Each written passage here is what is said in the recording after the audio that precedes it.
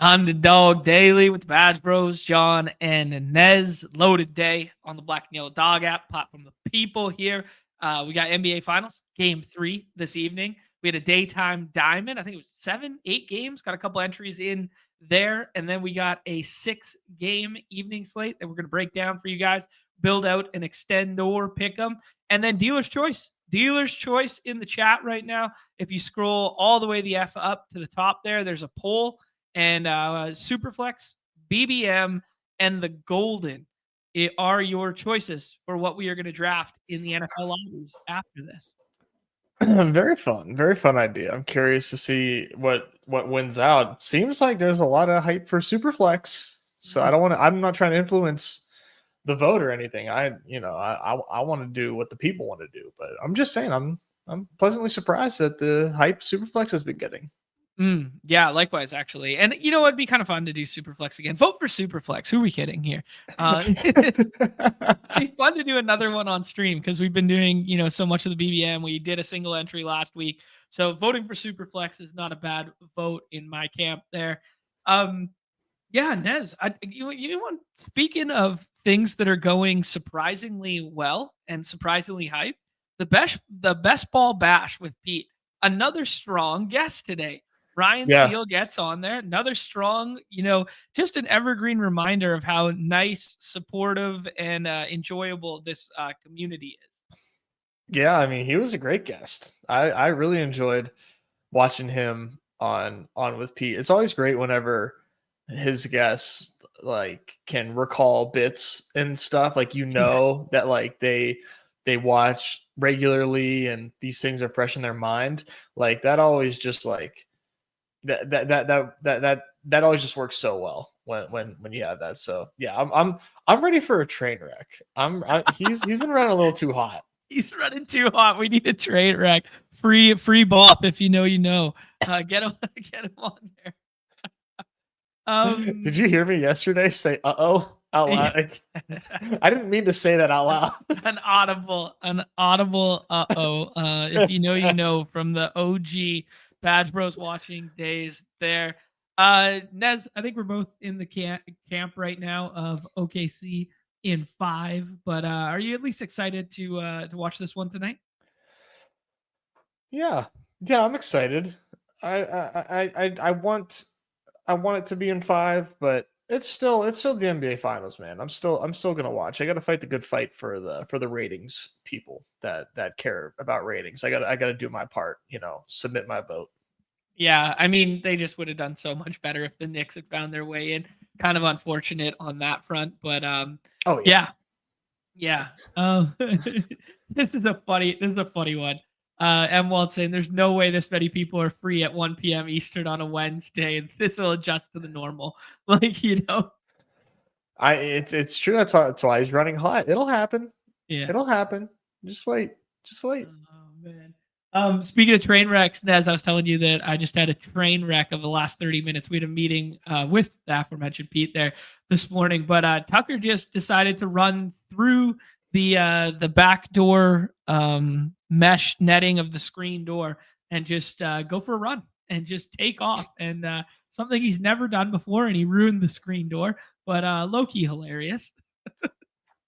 Dude, I mean, I don't know how much, I don't know what your setup is like, but yeah, anytime that my pets would run out of my house, my dog hasn't done that here, thankfully. I would, I'd freak out, but yeah, I would freak out. a lot of anxiety over a pet running away. It would, I don't know how you're here, just yeah, it happened. I don't know, maybe he's a good boy about it.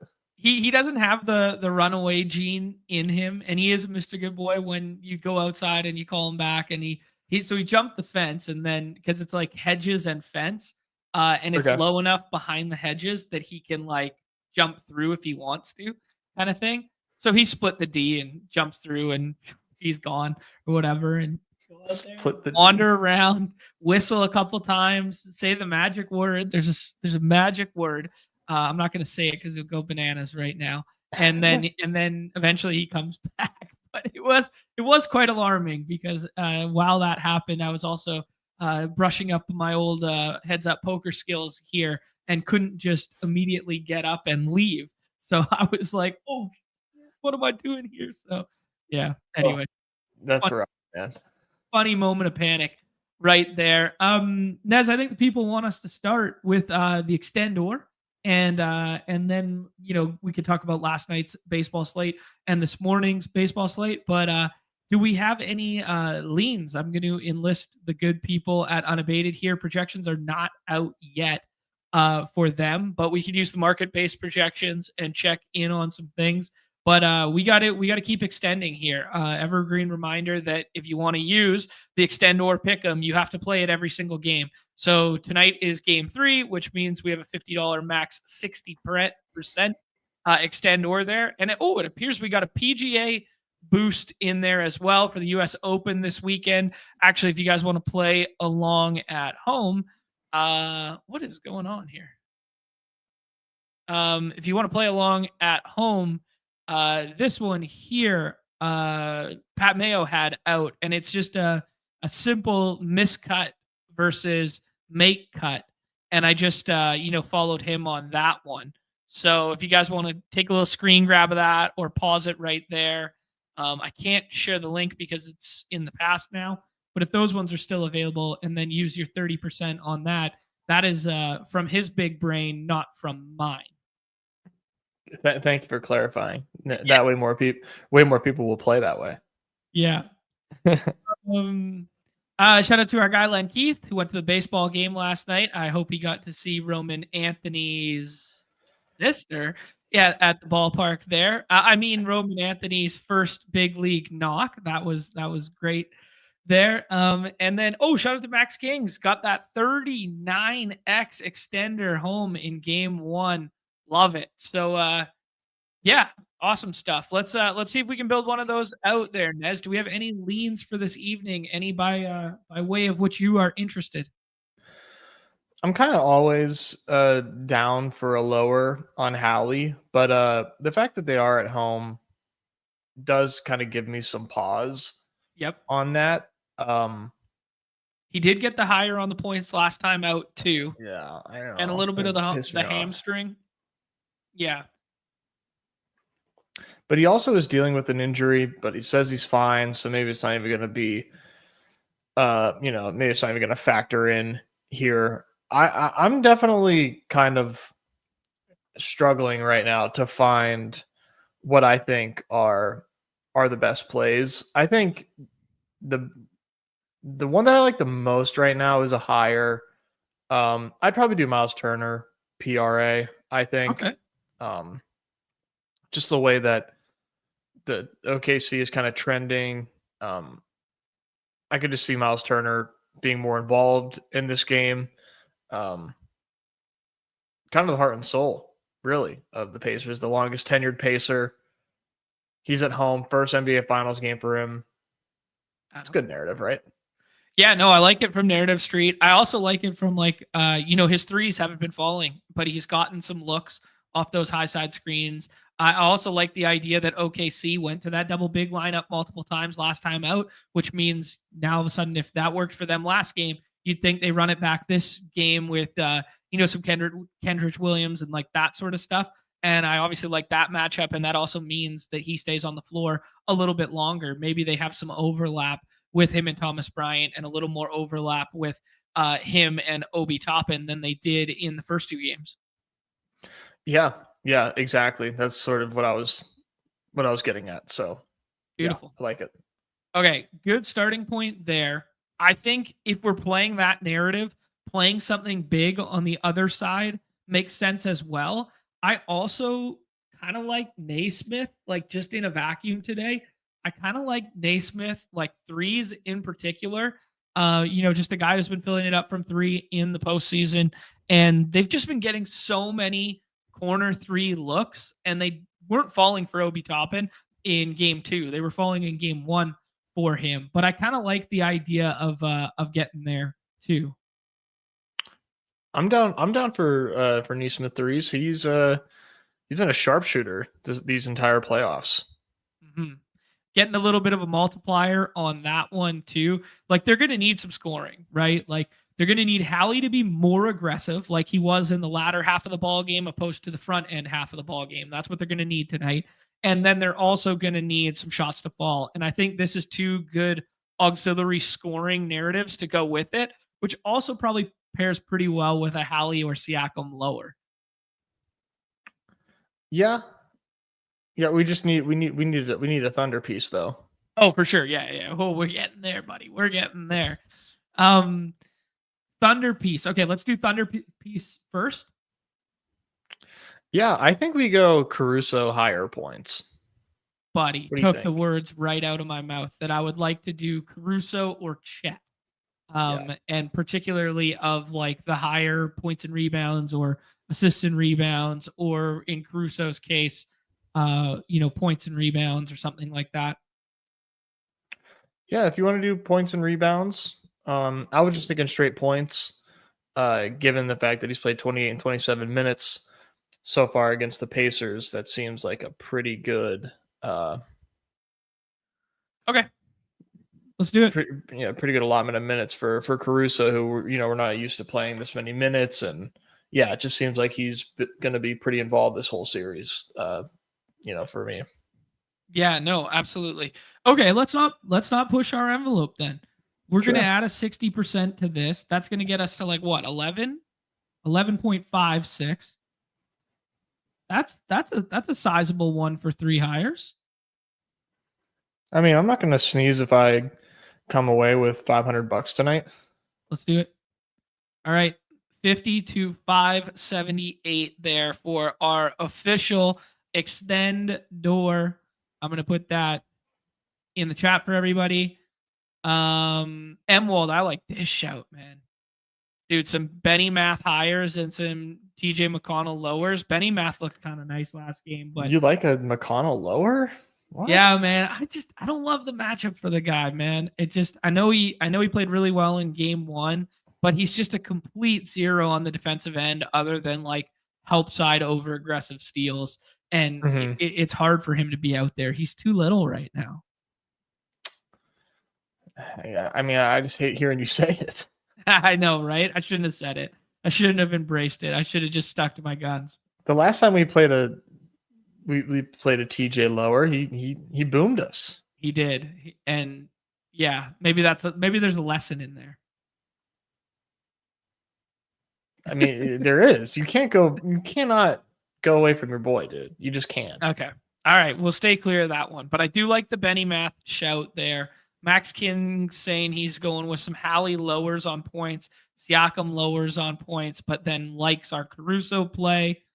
Yeah, there's a lot of fun stuff going on right now. Let's leave it at that, and maybe we'll circle back when the unabated projections come out in conceivably 15 minutes here. Right now, it's just market-based projections. So if they're showing some edges in some other stuff, maybe we'll double down on another entry here opposed to just the one Extendoooooor. Okay. Sounds good. Nez, let's go results of yesterday. I did not play any of the WNBA. I missed out on the WNBA. Was it a single game slate yesterday, or was there multiple games? No, they don't do that. It was two game though. Yeah, so who won the WNBA slate? I think T-Box chopped it with some folks. I certainly did not win it, so that's really all I knew. Both slates? Oh, maybe not. Oh, okay. TG Mark and our guy B Carducci up there, and then Magikarp at 7th, and Lava Lord top 10 as well. So few friends and family, but TG Mark. 4K takedown for him. Beautiful. Congratulations, TG Mark in the WNBA streets. Sorry, I did not have it to pull up for you. We had a 3-way chop in the Turn Tuesday, but the lineups were quite different there. They weren't identical lineups by any stretch. Max Fried is currently not fried. Yankees did work in Kansas City there, but not the bats that I played. A lot of Austin Wells doing work there.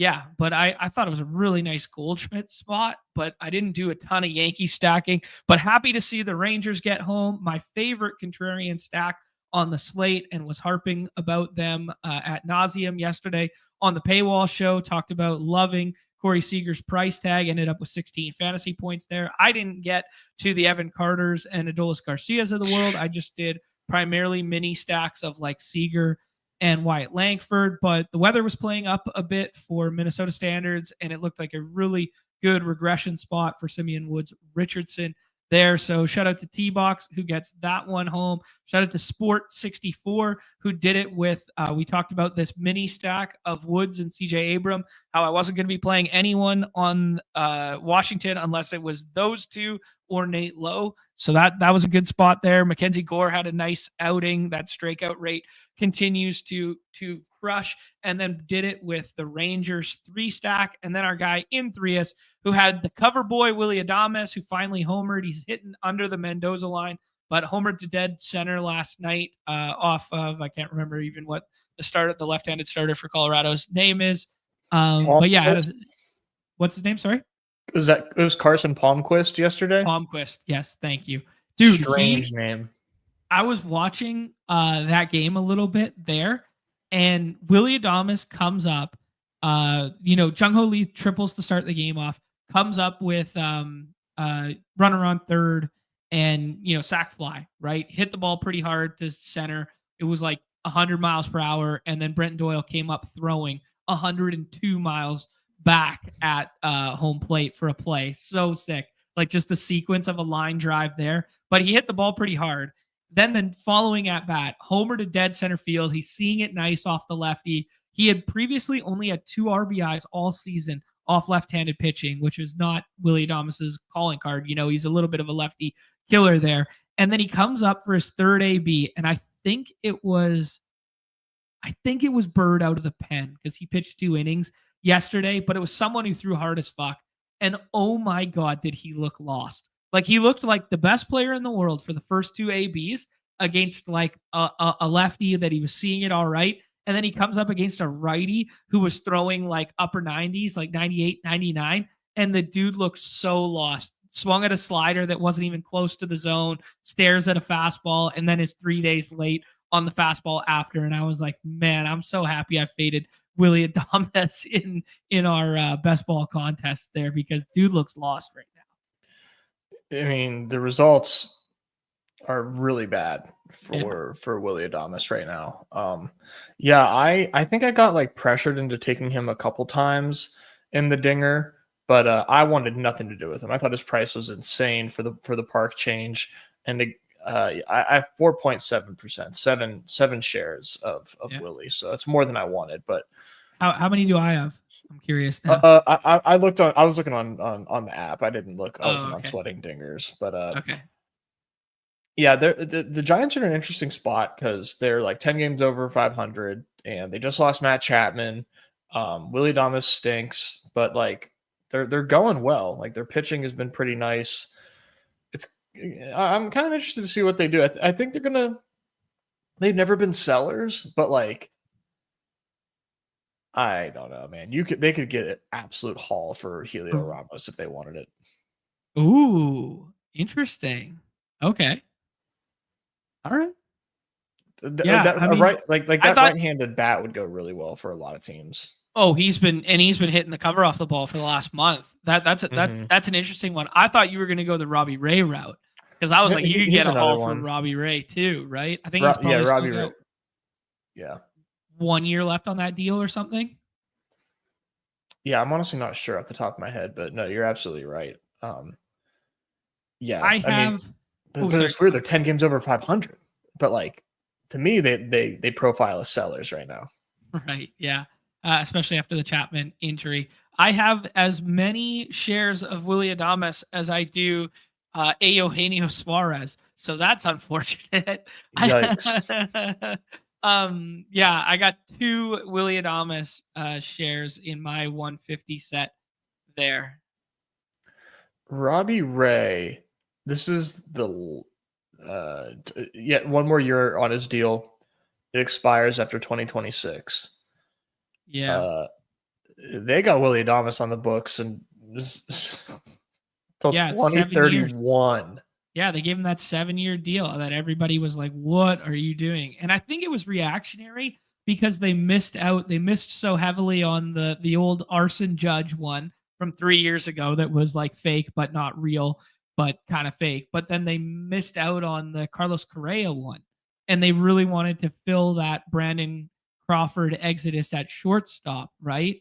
And then I think they got kind of like wamboozled into being like, oh, we missed out on that one. Let's just do Willie Adames now. Yeah. Yeah. Yeah, I think so. I applaud them for spending money, but yikes. Yeah. More teams should still not as bad as the Xander deal. That's pretty funny. All right, Nez. Yeah, that was a Lance McCullers one. There obviously didn't have the outing in which we kind of thought from there. Our guy, my guy, Luis Robert. Can you celebrate? Can you celebrate 105 mile per hour, 280 foot opposite field double? Because we need a victory with Luis Robert Jr. And that was a victory last night there, Nez. Didn't he homer too? I don't know. Maybe if he homered as well. Holy shit! Sure did, dude. Am I rich? Am I rich? Am I rich? Oh shoot! I love that's a great when you do that, it's a great bit on Twitter. It's a forever callback now. Yeah, he went nuts. Sorry, 6 total bases. Yeah, we're back, baby. Maybe he's busting out. Maybe that's the incentive that he needs to get traded to the Dodgers and take Michael Conforto's job or something.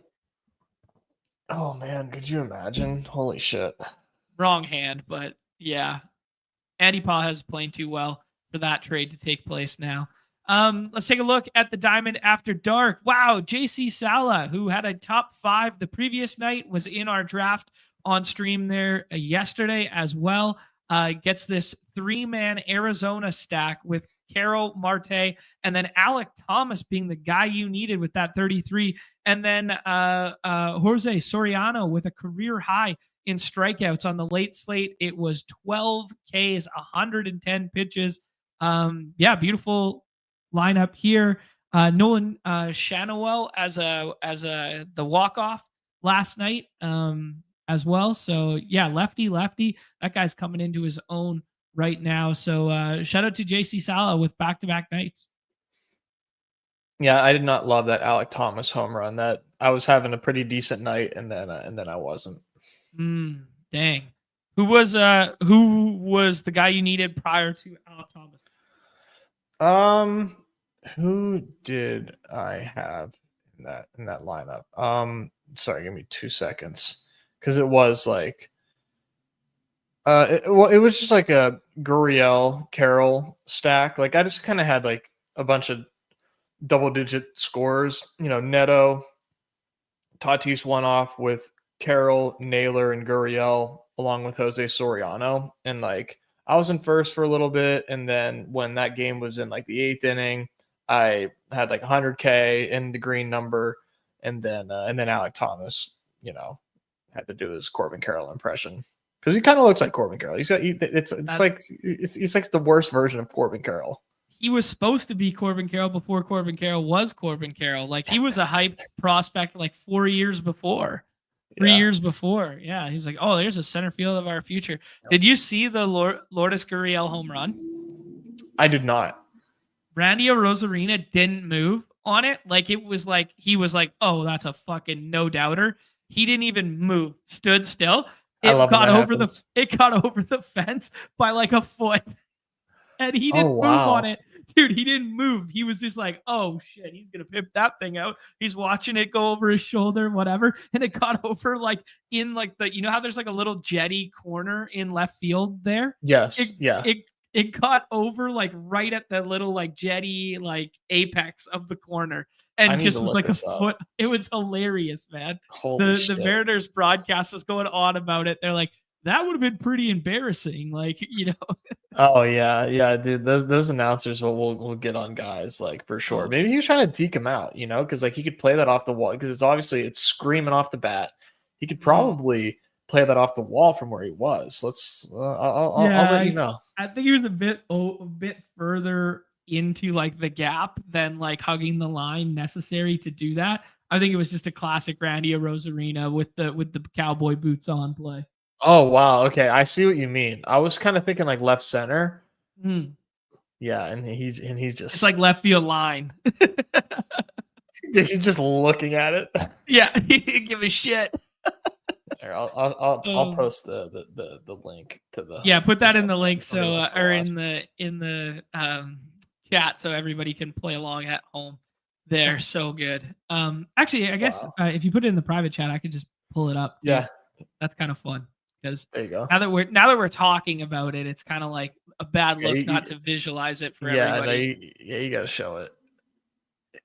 Let's it's see. Like, oh, hopefully it's not freezing for you. Okay, hold on. Dicey call. Lourdes launches one, and there it goes. Good. But like, look at that landing spot. Yeah, it's like barely out, right? It would have been inside the park if it hit off that wall because it's shedding. Right there. Yeah, it's shedding straight foul. Guriel. But Dicey call. Lourdes he doesn't even move. He's just like, yo, that's a no doubter. Doesn't even take a step. It certainly looked like it. I mean, that was a laser. Off the bat, it looked like it was tagged, man. Oh man, so good, Randy.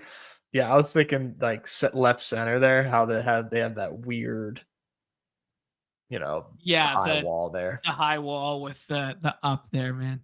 Yeah. Interesting question from Duke here. He's a member, so he can check out your rankings. I know you adjusted the 7th inning stretch rankings there yesterday, but asking where you have Roman Anthony for the remainder of the season, and if you have a good number of him in the dinger there. I was kind of not crazy on him. I think I'll look it up real quick. I had 6%, so I got 10 shares going in right now, but he's a fun guy to have right now. Oh, big time. I put him ADP 120 for the midseason best ball. I don't know. I don't know how quick the velocity is on his ADP. I don't know how much people are reaching right now, but no joke. Once my slow drafts are done, we'll probably have 60% Roman Anthony. Wow. I was just going nuts, man. Yeah. I knew he was coming up. Let me just take as much of the kid as I can and hope at worst I get value. But I'm obviously being ultra aggressive on him even still. I'm not waiting to get him at ADP. I'm taking him pick 140, pick 150, So I've ranked 120 right now. It's way ahead of ADP still, but he's gonna that after that first home run, he'll come up. Mm-hmm. Yeah. Double was nice last night to see. I mean, he's just such a good quality compact hitter. Hopefully he can stay in there against lefties. I know Krabs had a tweet about it this morning, and then I retweeted it there where it's just man, let these kids like him and Marcelo Meyer, just let them play versus lefties. Who gives a shit kind of thing, right? But yeah, they might have a handedness issue with that lineup a little bit. Devers and Duran and not the best against lefties, not bad by any stretch, but not as good as they are against righties. And then Meyer, Roman Anthony, etc. They might need to start breaking up those sticks a little bit with some righties. Yeah, especially when you get Cassis healthy next year too. I mean, they're gonna be super, super lefty heavy. Yeah, good shout on the Cassis there. That one hadn't even entered my mind. All right, cool. Great stuff there, Nez. Those are last night's winners. Man, we were so close to getting some of those home run pick'ems home there. But yeah, last thing I want to hit on is Daytime Diamond slate. Oh, Michael Harris coming alive, according to our guy Austin, with a Yahtzee there. Daytime Diamond. I stuck a couple in there and just played some contrarian stacks. Weird slate because it's super broken up in terms of hours apart between games, but I think it's kind of the best you could have done on a day like today. It's just one of those weird getaway Wednesdays for some of the teams. But yeah, I played a lot of like left-handed Baltimore and stuff like that, just chasing that fucking dragon for the 9 millionth slate in a row. What did Yep. you end up playing there that you liked, Nez? I did a decent amount of double bubble D-backs against Schwellenbach and like Mike Trout in every lineup, basically. Oh, nice. Yeah, so you like the Mike Trout spot. I know Ballpark Pal really liked that spot for home runs today. And the Diamondback stuff was against Woo, not Schwellenbach, but same thesis. Oh, yep. So I did do D-backs against Woo, and I did some Brewers against Schwellenbach for that double bubble though. Nice. Yeah, and then like I said, yeah, a lot of Mike Trout, and then a lot of Matt Olson, but that's not Michael Harris. So He's certainly not Michael Harris. All right, Nez. I think that's probably a good segue. You know what? Before we segue completely into baseball, let me go back to the beautiful Unabated platform here and see if I can take a look at the DFS Pick'em tool, see if they got the NBA projections out. By the looks of it, they do. So we can maybe make another Pick'em entry here utilizing that. So let me take a look. They like the Casey Mize lower strikeouts right now for those playing at home. Wow. Guess what their number one edge play is? for what sport? Because I don't know if you Basketball. We're going back to basketball. Sorry. TJ McConnell hires. No, that would have been so sick. No, the Miles Turner stuff that we like. The Miles Turner threes is their number one. Bang. Yeah. So we played Miles Turner and then played the Naismith threes. So we could play the inverse thesis there. I'll give this a refresh. Now that we've used the Extendoooooor, you can get rid of that one there. But they're showing an 8% edge right now on the Miles Turner threes at 1.5. So we literally just talked about that and how that looked like a good spot for him. And some of the other stuff they're showing, Cason Wallace higher on rebounds and assists. They like the Halley higher PRA though. So that is not playing into our narrative, but Benedict Mathurin higher and Naismith higher points and assists. So very similar to some of the stuff that we were liking, confirmed by the data on their end. It's good to know. Oh, but You said Cason Wallace. They had something for what did they have for Cason Wallace? Rebounds and assists. Okay. We'll take the higher on that one. We got the higher on Miles Turner. They got the higher on Halley PRA and higher on Benny Math points. I think we add the Benny Math points to this because I'm not as what did I do here? I'm not as confident with the Halley stuff, especially with the hamstring and his inability to attack the basket. I think we go, 100 hard-earned USD, my pocket to the Black and Yellow Dog app right there. Drop that one in the chat for everyone. An unabated, sanctioned, and just so you guys know, I'm not fully making it up. There you go. You can check that out on your own accord right there. A lot of hires in the edge today. Yeah, abnormal, but also abnormal to show edges on hires comparative to edges on lowers, traditionally speaking. But it also makes sense with the series flipping, the spread shrinking by like 6 points, and now like knowing a little bit more about the matchups and how the rotations are going to go, that the ball knowing angle comes in a little bit more. Yeah. I think just flipping, going to Indy alone kind of gives more credence to the hires, especially because spread is tighter, and a lot of these numbers look very similar. Like not a whole lot has changed, but like the game totals have changed, but the player projections haven't. So something's got to give. Brett's asking, the Casey Mize one was actually a lower on the K's. 4.2 projection. according to the Bad X, and Underdog has it at 4.5. So there's that. Ooh, I would Nick's probably coming in I like playing lower that. too on that. Sorry, go ahead. Nick's coming in here playing the alternative the hater bet of 13.5 by way of the Thunder.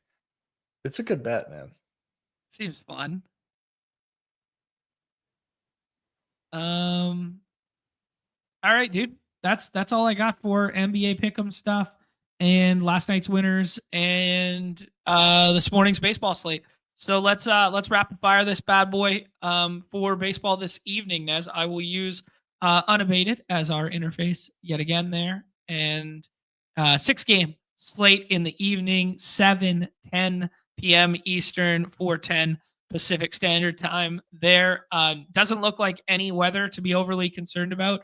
It just says a little bit of a bump for bats in that Mets ballpark with the wind blowing out to center field. And Colorado might have a few looming showers in the area, but nothing to be concerned about. I was looking 81 degrees in New York. So we got, sorry, forgot to bring up the other screen. There we go. We have 81 degrees in that Mets Nationals game with the wind out to center. We got 79 degrees in that Rays and Red Sox game with a little bit of wind out to center as well. Twins and Rangers, 70 degrees, so not as warm as it was yesterday. No real wind there. 90 degrees in Kansas City for that Yankees and Royals game. That Astros game is obviously indoors versus the White Sox with the Astros at home. And then Coors Field is 79 degrees. Nothing really noteworthy on the wind there. Obviously highest run total being that Coors game at 10.5. I should give that one more zoom for you guys to see here. There we go. That look better? There we go.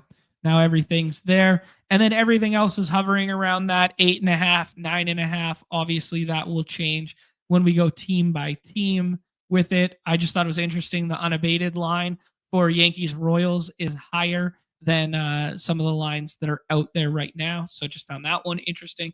What are you seeing macro on this 6-gamer here, Nez? A lot of high scoring, I think, for a lot of these games here. Obviously anytime Fenway's on the slate, I'm excited. Walker Buehler's on the mound, so I really like the Rays today. Don't really love the Yankees Royals game. Bubic I have a lot of respect for, but Judge is Judge. So that's one that first glance don't want any part of it really. Twins Rangers could be interesting. Yep. Very, very interested in that one. And then of course we got a Coors slate, but two lefties on the hill, and that kind of makes it not quite as fun, but it's still Coors, and we still have the highest total on the slate there. But it's like it's sort of a tricky slate right now. I'm personally just drawn to the Rays and the Mets like very, very strongly. Okay, cool. Yeah, good synopsis there. Ballpark Pal showing some run totals for that Rays that you were talking about there. The Rays run total being almost the same as the Giants one, but ADP not reflecting it. So that's a good shout there from you. Red Sox is also quite high with that 4.24 there. We know Zach Littell has a fly ball problem, particularly against righties. That righty weird series for anytime you're facing the Rays, but weird series for the Red Sox here, where like they've had the hand distance advantage with all those lefties, but all these guys for the Rays are reverse splits righties in Shane Baz, Zach Littell, and who am I missing last night? Pepio last night is a reverse splits guy too. So very interesting because you think they got the handedness, but then they don't. As you alluded to there, liking the Mets more than ADP would indicate right now, and that's a 5.34 as well. So you really nailed the highest ballpark pal totals as well there. Nez, obviously, they're a little bit more down here. I put Wallner on the cover because he's scorching hot, and he was in one of our pick'ems from yesterday. Dude's just ripping the cover off the ball, and when that weather starts to turn for Minnesota, left-handed power, just so beautiful against a guy who's been getting hit really hard there in Jack Leiter. I was interested that you said the Coors game that you don't like it as much with the lefties. I prefer it with the lefties there because I think the right-handed bats at the top of the lineup for the Giants play better against lefties, and I think the power for the Rockies plays better. In particular, Brenton Doyle play better against left-handed pitching. But I'm not really sure I want to attack Robbie Ray from the Rockies side. They strike out a shit ton, but maybe some one-off like Doyle, for instance, would be, or Goodman, where I would find a home run. Yeah, I don't know. I mean, for the Giants, man, it's like, yeah, you can do Jung Hoo Lee, but like, I don't necessarily love that. But he's going to get drafted a lot. Obviously, Ramos and Flores are guys that you're going to want to take today if you can pair them together. But after that, man, this Giants lineup is just classic Giants. They're just like a hodgepodge of names that I don't really feel like taking.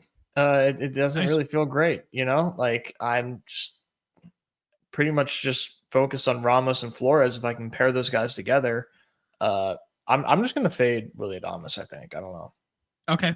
Yeah, I mean, I like Adames more than you do, and liked him a lot yesterday. So I will play Willy Adames today. I think he'll be projecting quite well in the hashtag models. Just traditionally, like historical data suggesting that he's considerably better against left-handed pitching. So I like it. But yeah, I mean, Kyle Freeland and Robbie Ray, these aren't gas can pitchers. These are professional ass left-handed pitchers here. One having a dominant season at this point in time. Yeah, Robbie Ray looks awesome. Yeah, obviously Adames isn't this bad, but like, yeah, he's just someone that I just don't really feel like taking him. So I won't. Cool. David Peterson looks like he's in a good spot today in terms of definitely for strikeouts and stuff like that, but primarily a left-handed lineup from the Nationals there. You get a lefty with some strikeout upside against him. We can do the pitcher by pitcher thing, but it's definitely leading me away from Nationals there. Obviously don't love stacking Royals either today, and White Sox and Astros kind of only going there for potentially pitching today, but maybe not even that. That might just be a kind of a cross-out game for me. How do you feel about those ones? In general, or Yeah. for specific games? No, in general, the Nationals, the White Sox, the Astros, and the Royals, like the four teams basically with really low ADPs. I mean, we're talking about pitching, right? I mean, David Peterson, you mentioned, has been a quality start machine. Really, really nice value in the 7th-inning stretch, by the way. So I'm inclined to take Peterson against Nationals. Against the Nationals, but being a lefty against those lefties tends to play well. I'm going to get to some Bubic too, but I'm going to prefer Peterson like very strongly. But I think Bubic has the park on his side. And, most of those dangerous hitters are left-handed for the Yankees, except for Goldschmidt, who hits lefties obviously extremely well, and Aaron Judge exists. But Bubic just looks awesome this season. So I'll get there given the park. And then Clark Schmidt, I think Clark Schmidt, has that same park advantage. I'm not necessarily scared of the Royals. They can be dangerous, but I more so like the Royals against lefties. Clark Schmidt, as soon as Bubic is like gone, I give Clark Schmidt like a huge bump in ADP. Like as soon as he's the last SP on the board, I want to give him a huge bump and take him immediately after Bubic goes. Like he should, in my opinion, be just like ADP 12.5. Okay. Yeah, and that's because of the drop off you see at starting pitcher? Exactly. Yeah. Okay. Yeah, that checks out to me, dude. I kind of like your synopsis there. Do you like Robbie Ray or Peterson more today? Um, I think I like Robbie Ray ceiling more. Yeah. Highest strikeout rate on the slate at 28.4, going against one of the worst lineups in all of baseball versus left-handed pitching, despite being predominantly right-handed. How the hell that's even possible? Who knows? Yeah. But yeah, some nice strikeout rates for Festa as well there. If you want to go back to the just trust that the weather's not as good in Minnesota today and it's a tough place to hit. Yeah, strikeout rate seems okay there, but I probably just want to play these four in the vast majority of my lineups as well. Yeah, the Rangers just had a nice game, obviously, so it makes Festa like just people's minds, not want to take him quite as much. But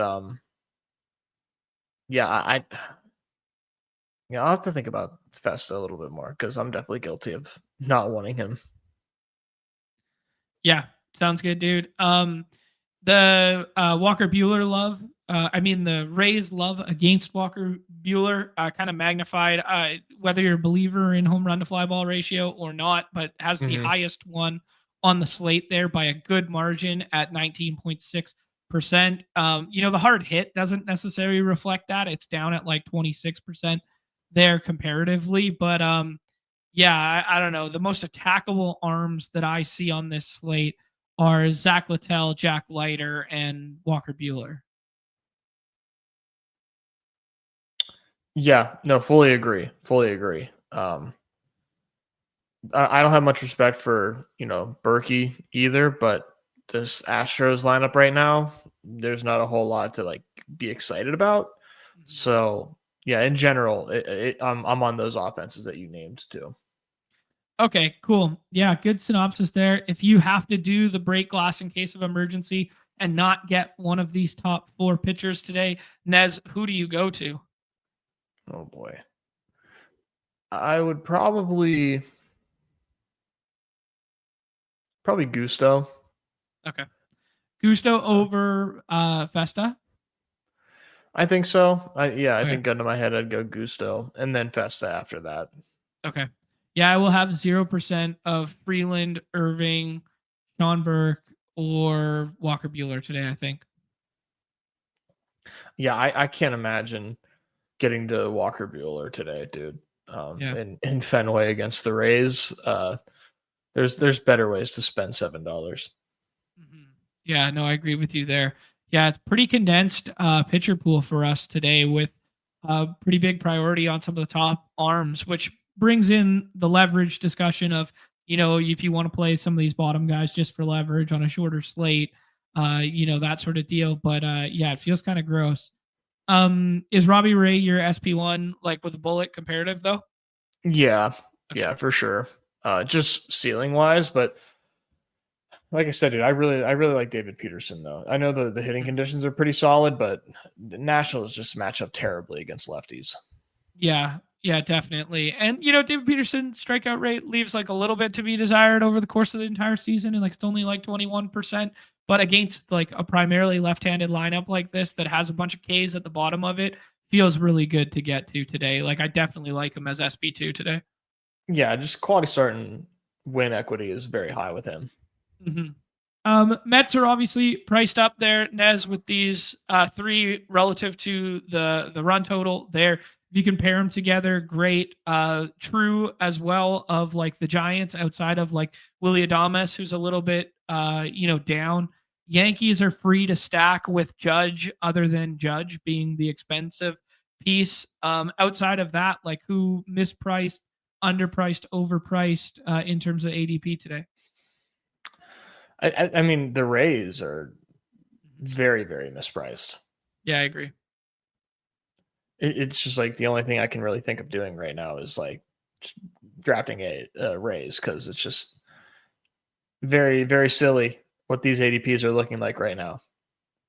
Yeah, no, I agree with you there. They will be going to New York for the weekend there against the Mets on Friday. So they have an off day tomorrow for travel day. So expecting, kind of like their best iteration of left-handed lineup there this evening.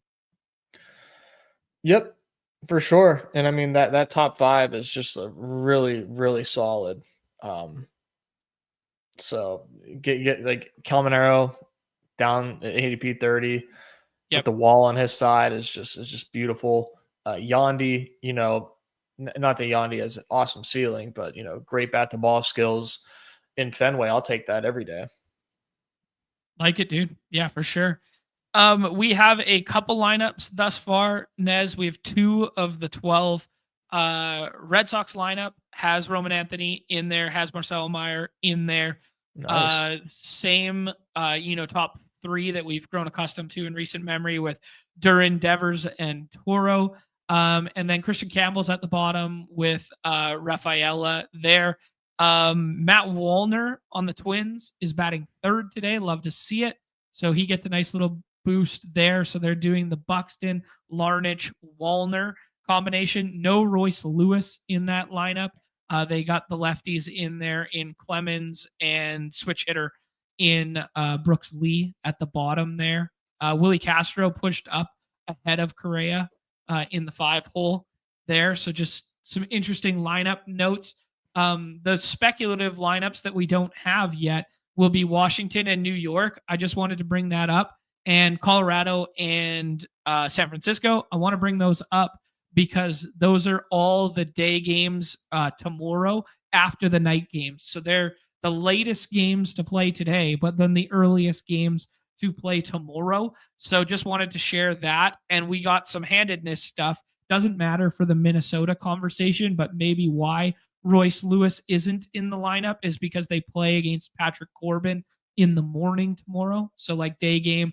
So they want to use the handedness advantage tomorrow. So just reading between the lines here for Colorado and San Francisco, they both have righties going tomorrow, both have lefties going tonight. So we can kind of forecast, Yastrzemski's probably going to be leading off for the daytime diamond slate tomorrow, or at least hitting high up in that order and probably not starting tonight against a lefty. So just thinking through some of those dynamics there.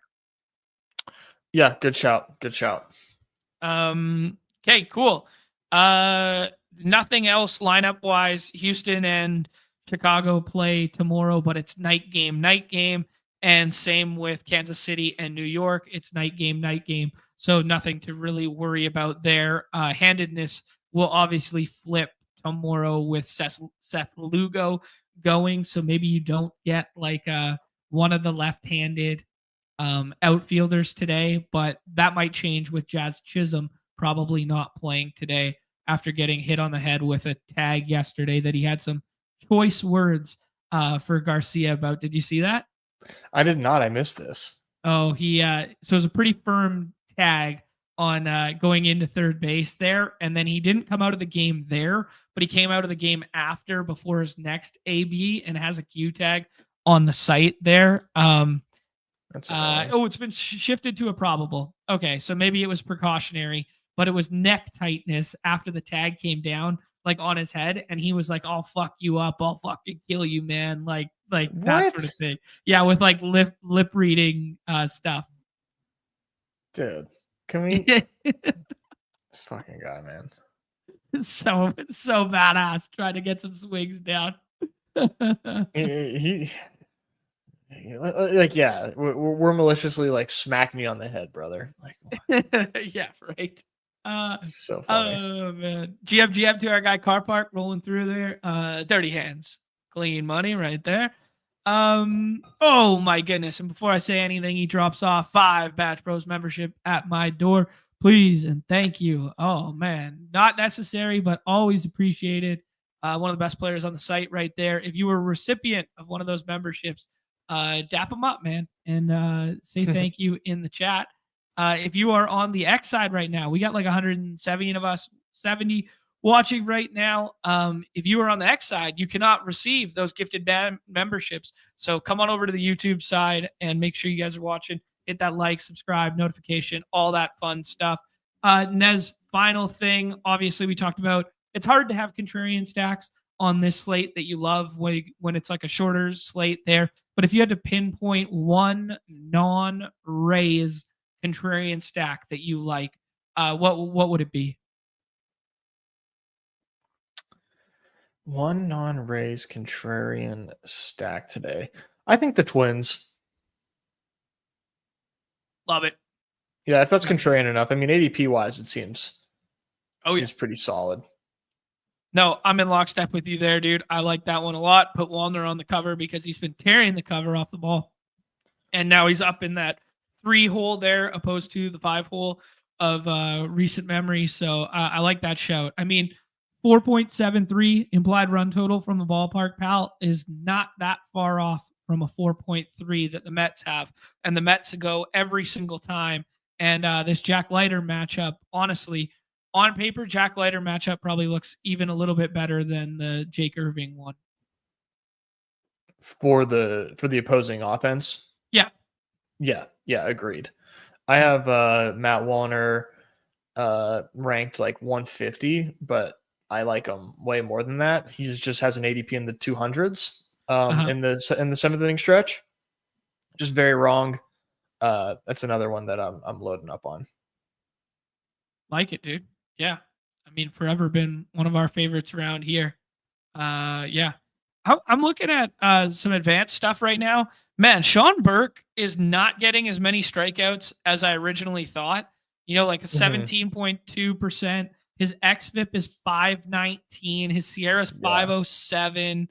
His walk rate is, nothing. I mean, it's not good by any stretch, but it's not like insanely bad. But like a 10.8 coupled with a guy who doesn't get strikeouts, I'm kind of warming up a little bit to playing some Astros here too.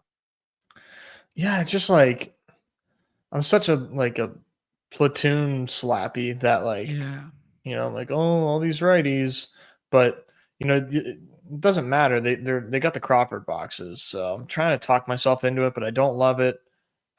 Maybe just like some Pena Paredes skinnies or something. I don't know. Mm-hmm. Okay. I don't know what to do about Jeremy Pena, dude. I swear he's just like running hotter than the goddamn sun. Yeah, he is, man. He is for sure. Oh man. Yeah, I guess lifted by the Crawford boxes ever so slightly. Yeah, I got to check out his home away splits. I don't know what those are yet. Give me 2 seconds here. Okay. And I'll be right back. Last thing I was checking out there is just like hard hit rate against here. We cited the Zach Littell and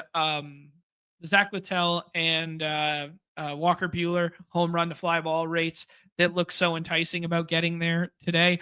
But hardest hit rate against on the slate right now, Jack Leiter at 36.6% there. He is not really inducing soft contact either, 14% kind of deal. So there might be a little something there to getting to these Twins stacks. And Sean Burke, 31.2% there. So yeah, this is shaping up for some nice contrarian like Twins and Astros stuff now that I'm looking at it.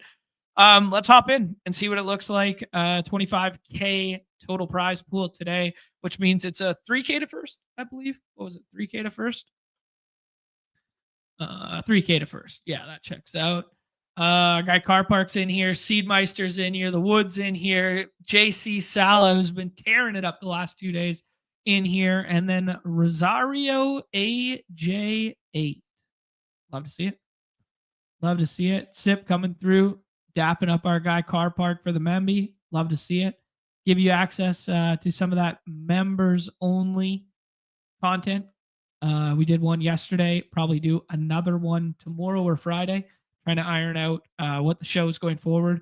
We've also teased that we're going to be doing a episode a week that's going to be dropping. Nez and I have talked about it a little bit, but we've got to do a little more chat on our end here, but in tandem with some other friends of the show. They're doing another show a week here and incorporating another, I don't know what the word is, another sponsor. I guess that maybe something like that would be the word of choice. But that one, I think maybe we would film it like Fridays and drop it Saturdays, or film it one of the days like Thursdays or Fridays and then drop it after, kind of thing. So we're figuring that one out right now, but an additional show that will be members only to start and then be for everyone after.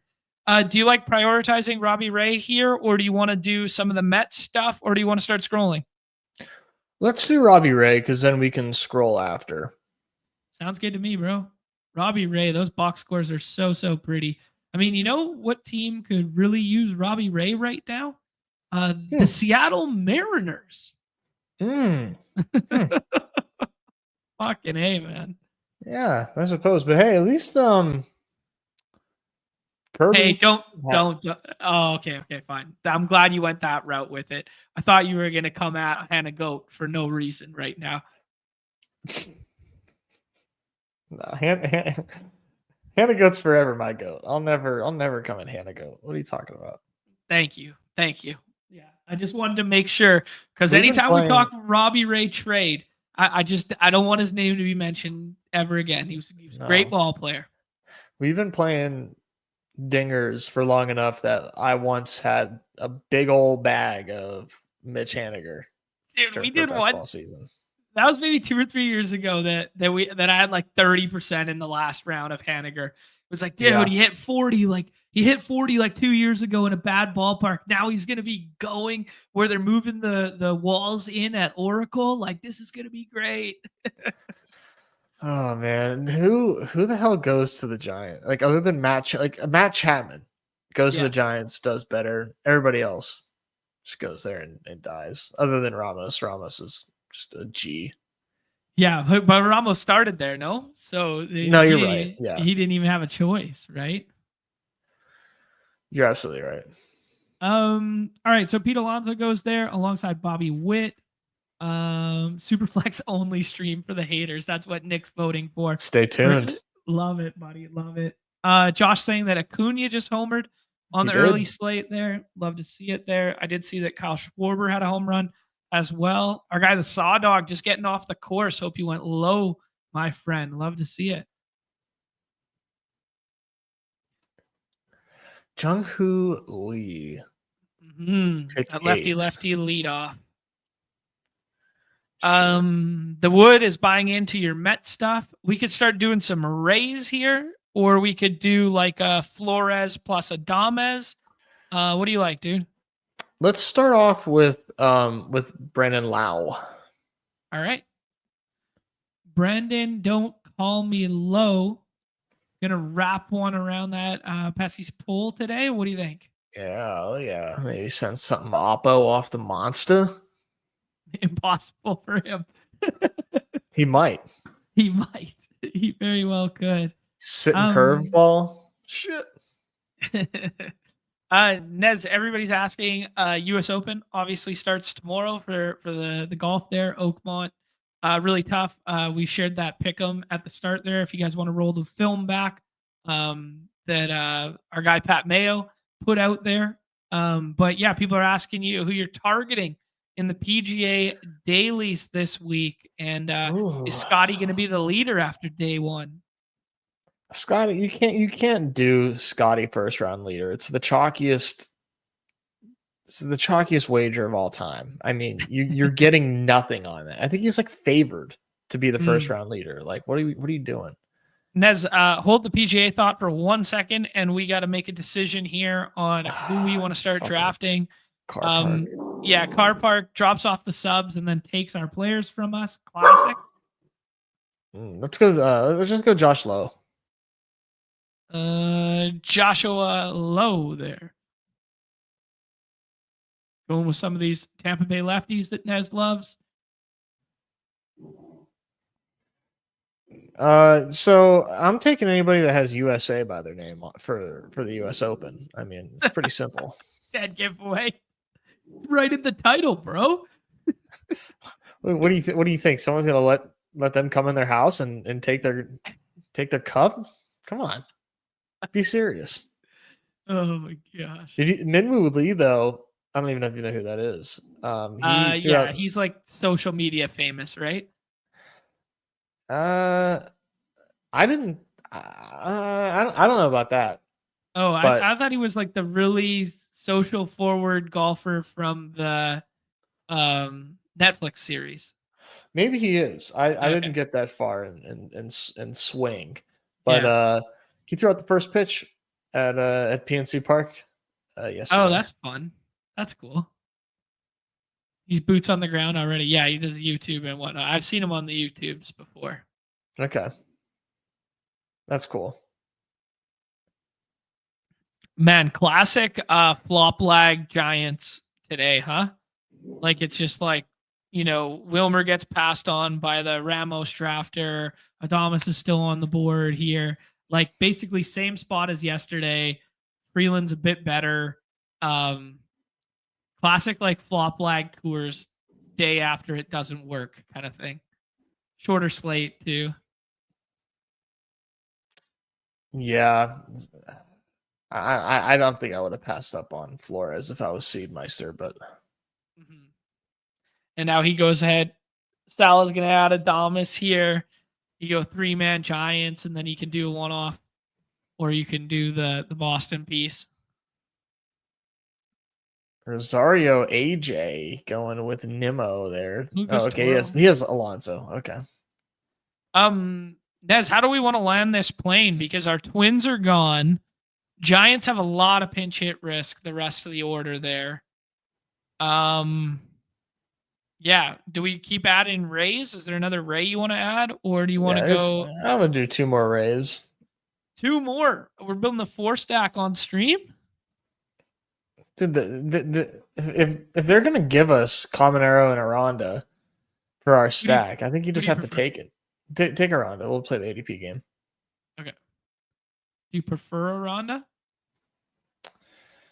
I like them both the same. I think I like Caminero more. Okay. Good with that. Yeah. Then we got to find an outfielder. Taking a look at the projections, the hashtag models, the bad X to just juxtapose to some of our takes that we had earlier because I hadn't looked at them yet. Oh, he likes Lodolo today, which was cool because I really liked Lodolo. He likes Peterson more than Ray, but they're like fractions of points apart. Then there's a little bit of a tier break. Then Bubic, then Clark Schmidt and Festa are pretty close. Gusto, he's got him pushed up a little bit there. So you're scroll the F down of Gusto. We are up here. Caminero goes. What should we build out? I'm lost now. Now I don't know what I want to do. Maybe look at Wyatt Langford. Sure. Or Larnick if you want to do a cheap Twins. Yeah, the problem with doing Larnick is that he's hits right between Buxton and Wallner. And he's not like the home run archetype of those three. He's the least likely to homer of those three. So if I'm searching for like one-off power, I'd want to go like further down in the lineup than take Larnick. Mm-hmm. Like if Larnick was hitting 6 and you could do like Castro plus Larnick and do like a contrarian backstack, I'd be way more about it. Yeah, I guess it's fair. Same could be said about Langford and Seager going every draft, but then Langford, there. But Langford's just a way better bet to homer than Larnick is. Yeah.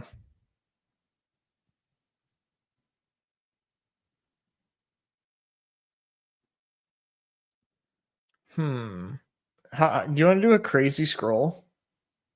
Sure, of course. Bear shit in the woods.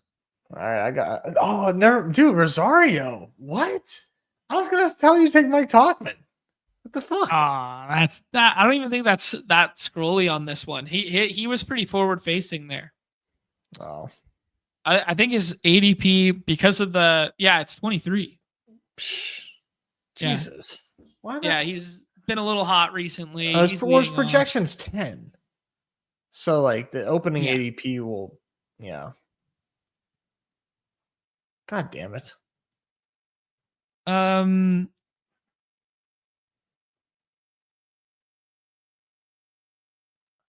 I think I got a one-off for us. Let's see what the wood does. I'm definitely team one off. Yeah, opposed to adding to the stack here. Yeah. Okay. I mean, okay, yeah. My one-off would be Paul Goldschmidt. He has a slightly tougher matchup than yesterday, but it's still that righty versus lefty lead off. He's almost always going to be paired with only Judge. Okay. I think I like it. Probably a little underpriced, and nobody uses him as a one-off, and maybe rightfully so. But like, if you get a low-scoring ball game there where Bubic does his thing, and you just get that Rays stack to outscore Yankees stack, you could be in a good spot.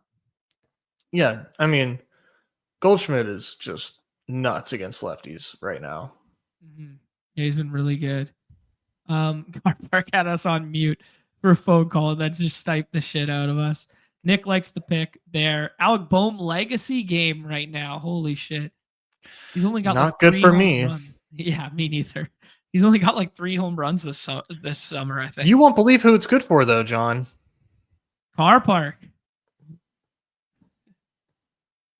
Yep. Love it. Love it.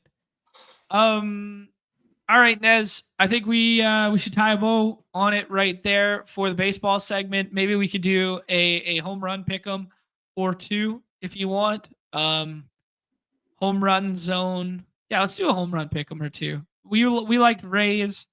What else do we like? I was looking at the home run stuff and I was kind of having trouble. Okay, let's take a peek here together and see if we can jog each other's memories. Let's see what so is the Rays stuff just like way overpriced right now? I mean, it's not like way overpriced, but it's just tough, these lefties hitting to right, like I have trouble calling home runs in Fenway, Yeah, that checks out. I mean, you know what I mean? Because like you got the monster. Hard. What's that? I said calling home runs in general is really hard, let alone when it's not. No, it's not. Come on. Fenway is because it's like, man, you gotta get over the monster, and then if you're lefty and you're pulling it, like you got to hit it like 400 feet, unless you're playing the pull. So yeah, I didn't like have great answers for the evening slate as far as home runs go. Okay. Was there any morning slate stuff that you liked that's still live right now? I mean, not that we would want to play. I took Vladdy to homer. Okay. But that's not going to happen. It's never happened before. Wow, Kerry Bonds is only at 207. Yeah, I mean,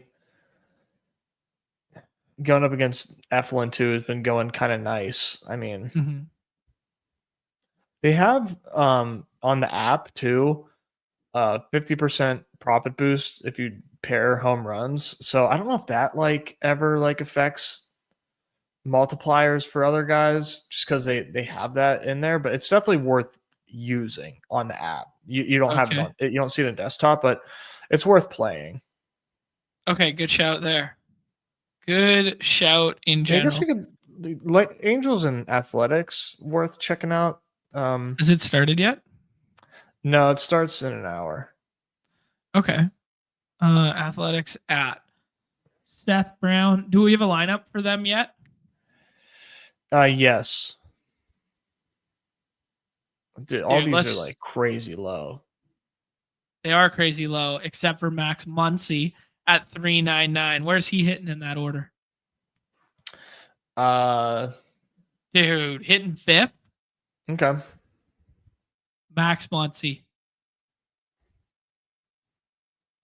Let's do Max Muncy, and then let's do an Angel. All right. What Angel do you want? That'll be relative to the price tag. They're all very expensive. Yeah, because they're going up against Jeffrey Springs. Or Right. I'm sorry. Not Springs, but Sears. Kevin Newman, 717. Once upon a time, won a slate with Kevin Newman on the Pirates. Oh man, what a legend! What a legend! I'm looking at Angels lineup. Darno hitting 6th, Noah Hoppy, or Ward. What's Ward's price tag relative to everybody else? What is? Darno's 242, Ward's 220. Let's do Ward. Let's do this. A little 30xer for Max Muncy and Taylor Ward. Okay. Oh my god, we just lost Cole Reagans. For long time. Rotator cuff strain. Damn. I was off him in the 7th inning stretch, but I just had to quickly remove him.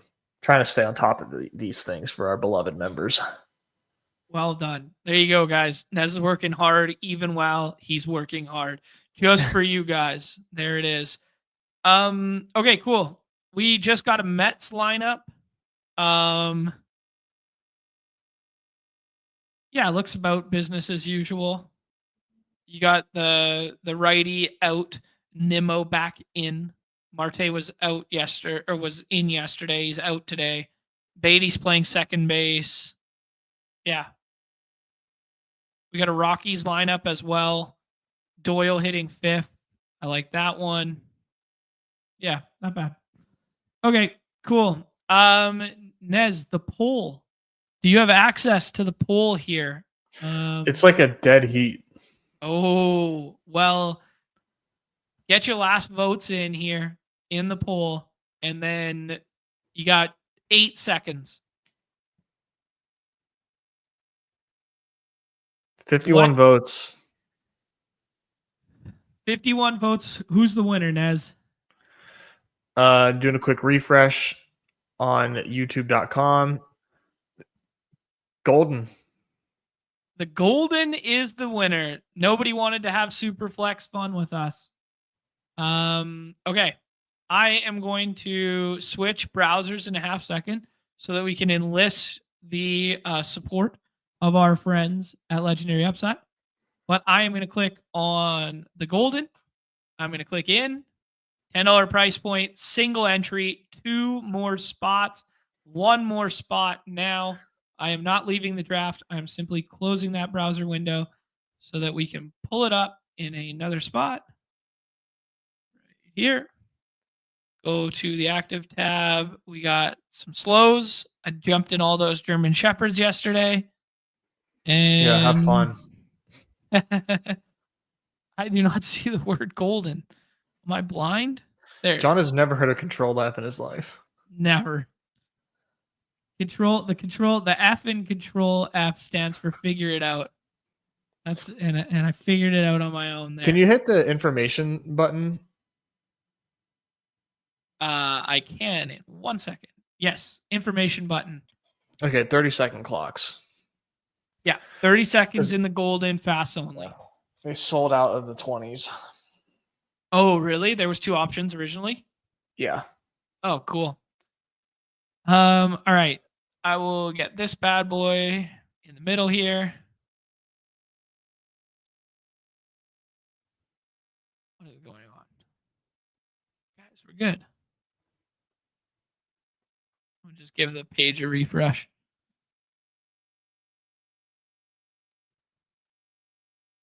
Oh.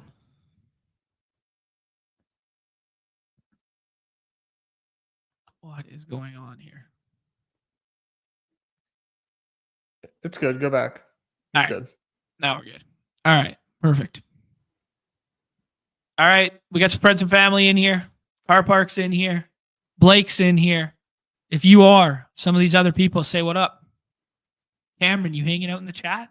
MJ, you hanging out in the chat? What's up here? D Ford, where you at, dog? M Wald's crying because he did his golden this morning. Apologies, man. Apologies, my friend. Bijan too. I like the way this guy thinks. Ooh, spicy. This is get your guys season, man. This is one and done out here. It's true.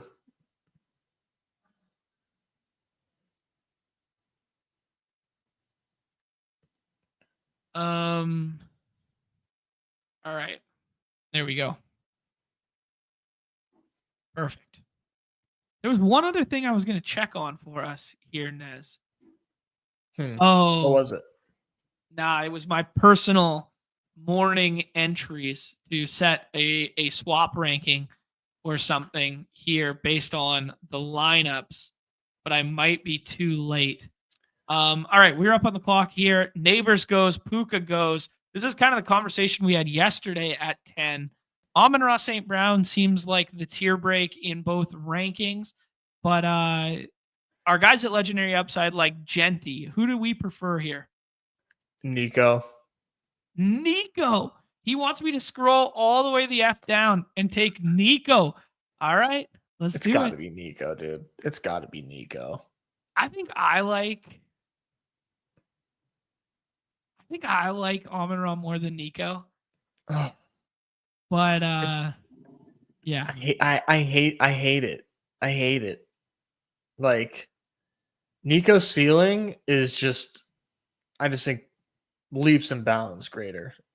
Ooh, that's a spicy take right now. It is spicy, but like Nico is like a grown ass man. Nico's a grown ass man, and Amon-Ra is like, okay, I'm a slot receiver. We're gonna fuck around, find out with two grown ass men here. Okay. Who are you gonna take? We're taking Drake London. We're going Nico and Drake London. Okay. Who else is starting Nico, Drake London? A lot of people, I think, right? I don't know. I thought it was kind of a reach. Very, very much a normal pairing to start. We should do something crazy at 34 and in the fourth round, though. All right. I'll hear you out. We can definitely do some crazy shit there. It's true. AJ Brown is way more of a grown-ass man than Drake London. It's true. Yeah. Been an AJ Brown discount this year. Like, yeah. I just said, let me watch this. And I took ADP. Legend. Absolutely. Legend. That's funny. Nez, you want to know, I don't know why I just thought of this, but never mind. I'll save it for a minute. Let me see who I should swap to in baseball. Have the swaps already gone through? That is the question. For the early slate? Yeah. Well, it depends on who you're swapping off of and when the lineup came out. Hoppy. It already went out. Yeah. Yeah, just say probably shit out of luck. Dude, why does Hoppy not play anymore?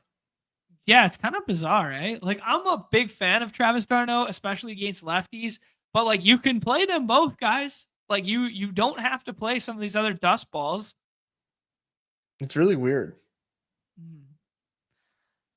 Yeah.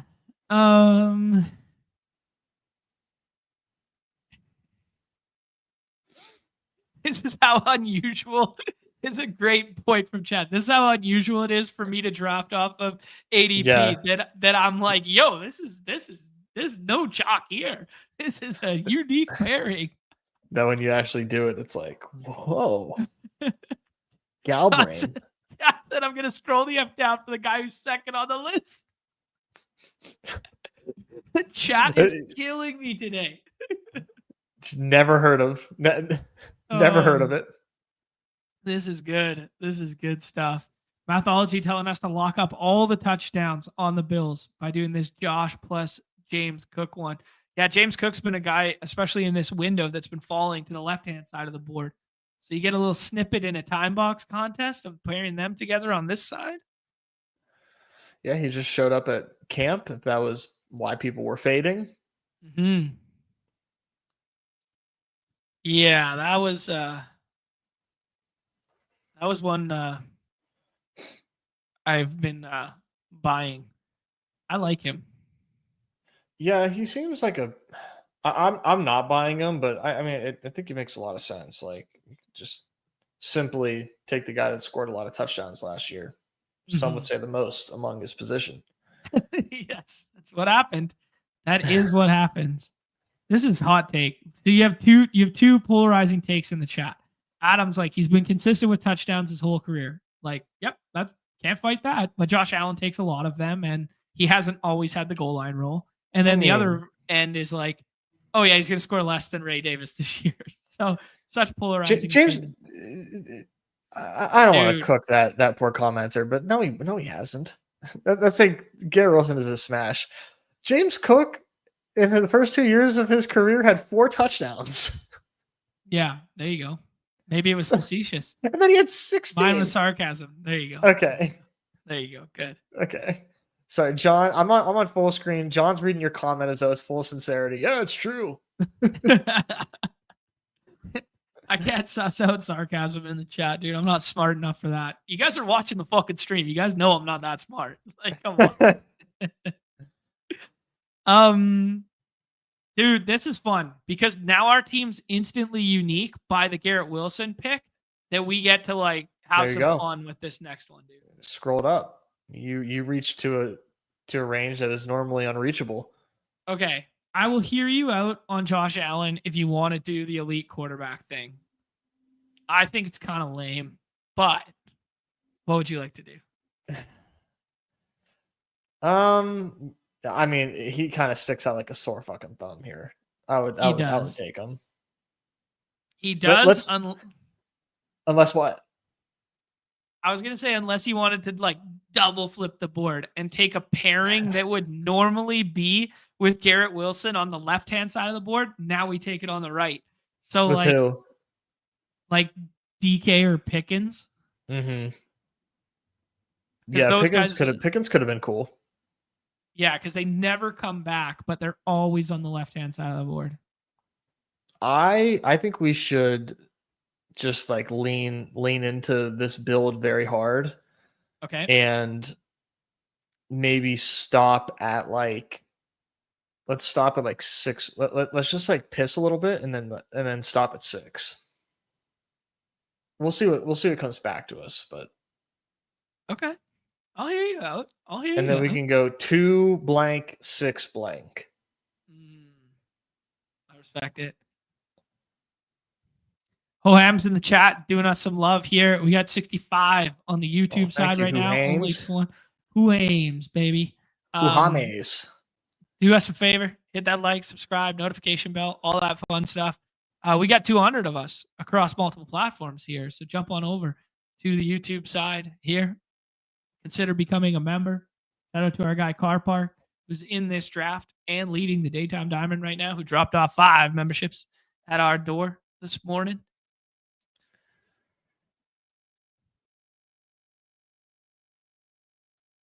All right. How many fantasy points does Alec Boehm have right now? 23. Oh, that's not insurmountable. The good game is still coming. The 2 good games are still coming. Leaderboard doesn't mean shit right now, guys. Never sweat. And then E4, E5, this fucking chess name dude has Boehm as well, but he did, of course, Phillies onslaught. The onslaught. Love to see it. Heck yeah, baby. Trader Joe knows what's up. A lot of receivers. A lot of receivers off the board. Man, Waddle. A Waddle price tag. I get excited every time I see it, man. I know. I'm leaning into it pretty hard.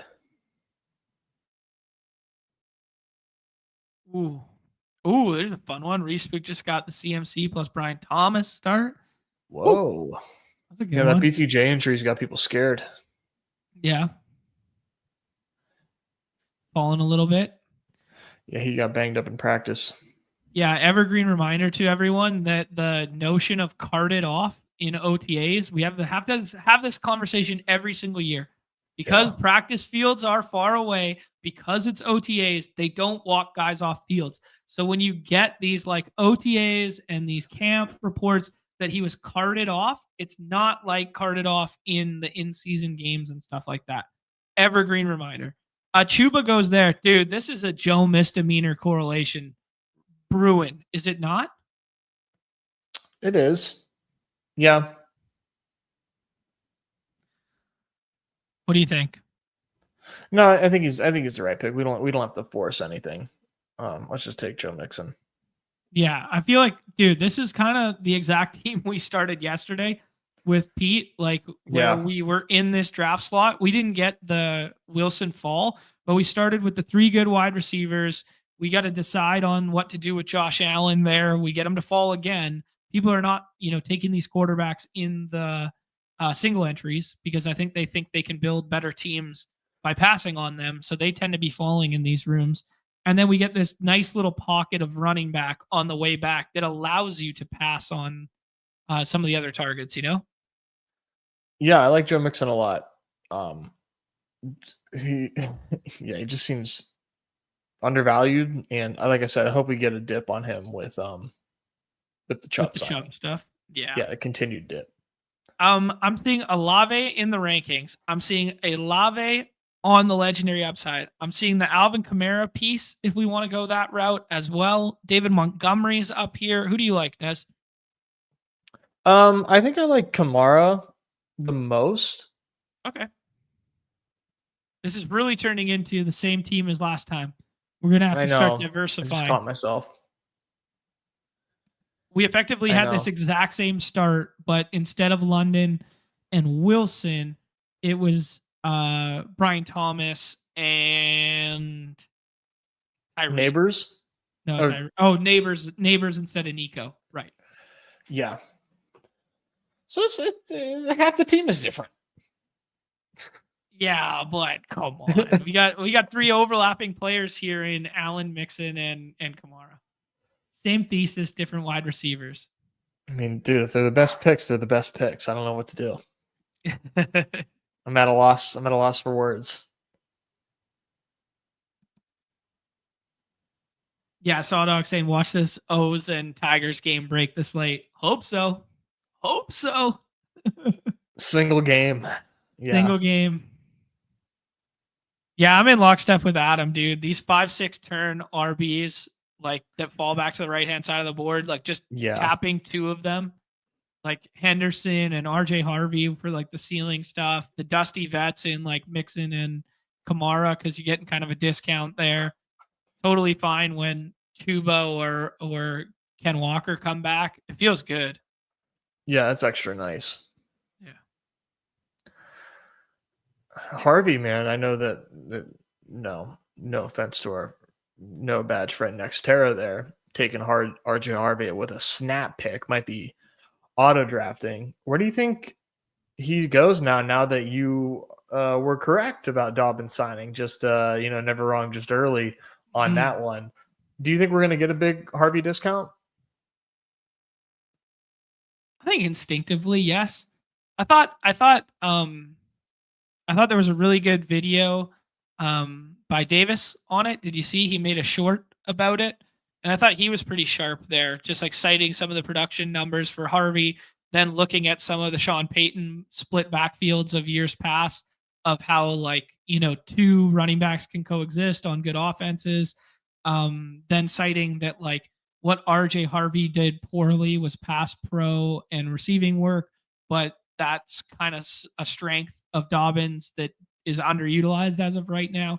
So long-winded way of saying like he should probably be like what, a 15th, 14th round pick, something like that. So he should go up like 4 rounds. Would you rather have Dobbins or Chubb right now? Oh my God, Dobbins. Right. Yeah.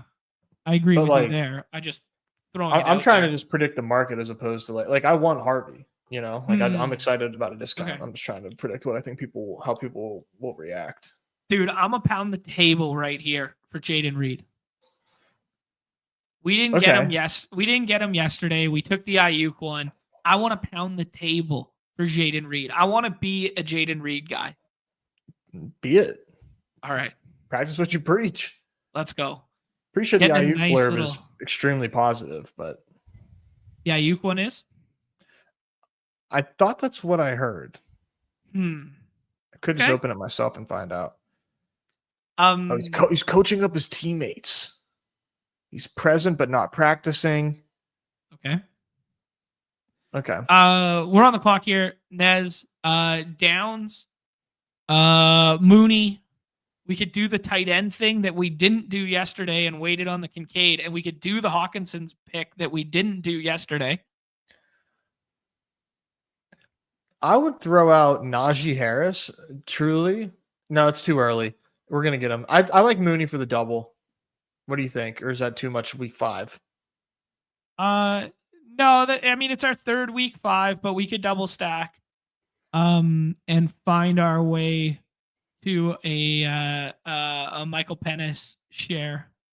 Yeah, what you said. Yeah, this caught me off guard because I was looking at the draft board and then I come back and Nez has got the glasses on and all of a sudden he just got fucking smart on me. Yeah, my eyes are killing me, man. I look at my screen time, like phone plus computer, is out of control. I was watching, so there's like these videos that my wife likes to watch. They're like by Vogue. They're called like What's in My Bag. And I believe the girl's name was Olivia Rodrigo. You could have just said you were watching sports, bro. I have a fucking story, brother, that I'm telling. Let's hear it. Let's hear it. She's talking about what's in her bag. She's like, oh, it's like a fucking YouTube video. Jesus Christ. And also, like, I'm not ashamed to watch what my fucking wife wants to watch. What's in the bag? That's hilarious. It's a very popular series. And keep going. And Olivia's like, yeah, my phone. Oh, my screen time. It's like 4 hours a day. Is that bad? Like, you stupid little girl. Okay, I'm logging 12 hours. I'm logging 12-hour days on a good week. Oh my God, 12-hour days. Okay, so 12-hour days on the phone. How much of that is drafting time, do you think? Like Underdog app only screen time? 6 to 8, probably closer to 8. Let me find out. That's crazy. Let's see here. I'm on a daily average of 10 this week. Not bad. It's a lot of X. Yeah. Oh, dude, this is such BS. It's calculating these weird. 8 hours a day on the dog app, baby. Dude, I opened the Phantom app one time. Maybe it's because it's running in the background. I'm checking on some shit coins and like it's like, oh, you've been on Phantom for 1 hour today. No, I haven't. That's not true. So maybe I'm not actually on my phone as much as it says, but my screen time report is disgusting. Oh man.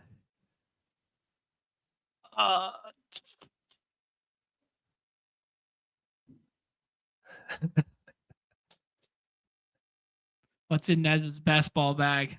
That's the new series. There you go. That's actually a great idea. I'm going to steal that. That is a good idea. Dude, I'm thinking of a name that comes back here that I hope Blake doesn't take. I'll give you a clue. I wanted him yesterday, and we didn't take him. We never take the guy you want. It's usually the wrong pick. That could be literally anybody. Don't do it, Blake. Don't do it. Hopefully Blake was watching yesterday. There we go. He took Sharps. We took Sharps yesterday. I want to take Mandrews here. Yeah, let's do it. Let's do it. Mandrews is a great pick. Like I said, in my slow drafts, I am like windmilling it in on Mandrews any chance I get now. Mm-hmm. I think that's one that was slow to get to. And then, you brought it up and, just thinking about his runouts the last couple of years, like, he had the car wreck, the broken ankle. Yeah. Lamar coming off an unbelievable season. Yeah, I'm willing to bet that, like, Mark Andrews bounce back. Yeah. It's coming and it's real. There's some good stuff going on in the chat here. Okay, now we can take your boy. You want it still? Yeah, dude, Najee Harris is a smash. I don't care what anybody fucking says. All right, I'm about it. Let's see what Legendary Upside says. They want us to take some dusty receiver. You think Legendary Upside is going to suggest Najee Harris to you? You could have 0 running backs at this pick, and Legendary Upside would still tell you to take Kyle Williams over Najee Harris. I love it. There's some good discourse going on in the chat. That is the duality of fantasy football man meme right now, where it's like Ravens tight end 2 with the fire meme. Like, obviously ran super hot. Miles is having a really tough show, by the way. Just a really tough show. But he also lost his badge along the way there. And then Easy's going like, I got 30%. And then Bindles is going, if you like Mike Andrews, you're going to love Njoku 30 picks later. The clap back to that, though, is as much as I like Njoku, and I think he's mispriced, is, at least we have the MVP at quarterback with Mandrews. Yeah. Yeah. You can still take Njoku. We only have one tight end. Yeah, we definitely still can. Here, give me 1 sec, Nez. You keep it rolling. I just can't wait for Najee Harris to absolutely own actively bad. Like, no, not true. Just like objectively, just not true. People don't like to hear this, but he's not bad. He's not bad. He's just not. But the best ball community is just so dug deep in on Najee Harris being a bad running back that they're going to ignore the fact that he's playing on probably the best offense that he's ever been a part of, other than the scam season with Big Ben. And we're just like, no, we can't do it because there's a rookie running back there. It's a fucking rookie running back on a Jim Harbaugh team. Like, Najee's gonna play a ton. No one wants to hear it. It's totally fine. I'm gonna take Najee all day.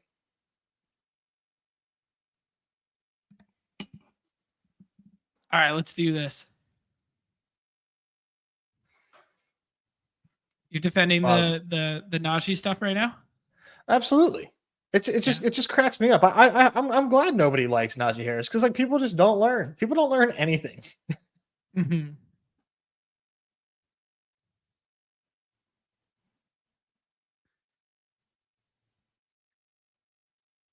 Ramondre. That's one we were talking about this morning with Pete there, where he was talking about the Travion Henderson love right now in Siegel's rankings. It's crazy. But man, Ramondre got like benched by a bad coach for Antonio Gibson. You can only imagine how good things could get with Travion there. Blake takes Njoku. We can stack Kincaid if we want. We can take Goddard. We can take Jordan Love with the correlation of Reed. Holy stacks. There's too many fucking stacks on my page. Do you want to do Kincaid? Not really. Okay. Not really. Love it is. I'm good with Love. I think I wanted this team to be 2 quarterbacks and not in the way we did it the other day. Okay, got it. Because we did Ward, and like that's like super high variance, and then we didn't add a third one because we got sniped on Dart. So then I was like, I kind of want to do this, and now Dobbs might come back to us, and we can do that double stack. I know we wanted to leave a light on for Penix there, but we could also do Kraft too. You want to do Kraft instead of Romeo Dobbs? Yeah, Kraft and shut it down sounds fun. Yeah, just making sure no bye week overlap. Let's do that. Yeah, we get the good. No, I was just going to say, in my mind, I thought we'd spend 5 at the onesies, but I think now we're probably just going to spend 6 at running back instead. Mm-hmm.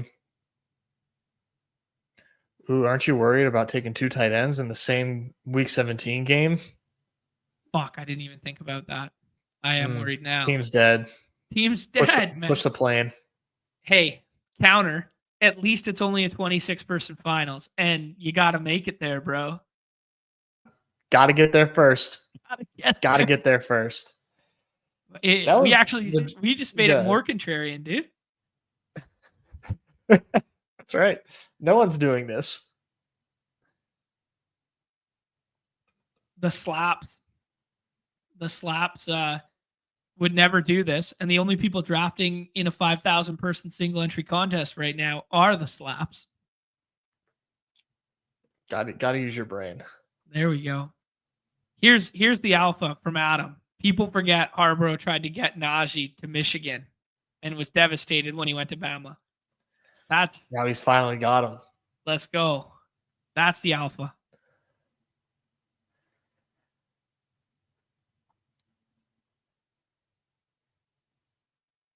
That's the alpha we need right there. There's some unfortunate events. Never battle a contrarian. They're starting to build tombstone, bro. They're starting to build a house next to my house, and I'm not in love with that. Not in love with that idea. Just constant noise. Getting there. For now, they're just moving a bunch of fucking dirt around, and where they're building, like where all the goddamn fucking vehicles are and shit, is a storm drain that like has a covering on it because they're building construction. They have to put a covering over it, but anytime it rains, I move that goddamn cover because for a while I was just leaving it there, and there was so much shit in there. Basically, it's like an entire dam. And like we would have rainwater based on like where I'm at and how the road is and whatnot. We're kind of around a bend. We would get water like almost like up to our garage. And I'm not trying to have flood damage. No. And it's just because the drain is clogged. And yesterday they moved probably like a ton of dirt and basically built like a pueblo in front of the fucking drain. So I went out there with a little garden shovel and move that fucking shit out. Like I gotta call them just so that I'm on record of being like, hey, you guys need to be careful because like there's some that drain is extremely important to be open. I have a video of like a car going through. It looks like a flash flood. Oh geez. I didn't think you guys got enough rain for that to happen. You'd be surprised. Yeah. Texas, like before July, like actually very stormy, very rainy. Well, I remember the dog bowl. It's unbelievable timing. Yeah. There's Car Park taking Dobbins at 151. So in this Tank Bigsby Algier range, which I mean that checks out to me, dude. I think he's gonna go even higher than that. Yeah, so that's probably a pretty good hashtag value.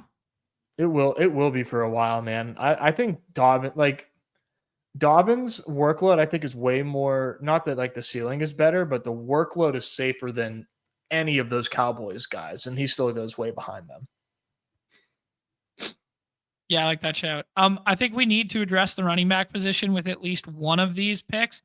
But Joshua Palmer for the stack is staring us right in the face here, and we haven't stacked Allen yet. Yeah, let's do Palmer. Or yeah, like him or Eckler. I think Palmer makes more sense. Yeah, I think maybe we can push Eckler around the corner because this guy's got 6 running backs and this guy's got 4. So if Eckler comes back, that guy's auto drafting. At least it's not ADP, I don't think. Maybe he has ranks. Yeah. Dude, this is one that I didn't get out yesterday, but Scattaboo goes above Najee in this one. We're the Scatta boys, obviously. Siegel loves him in his recent iteration of the rankings, which makes me feel happy and confident. Oh, I guess we could have stacked Romeo Dobbs, double stacked it, but I think it was important to get the Palmer one there.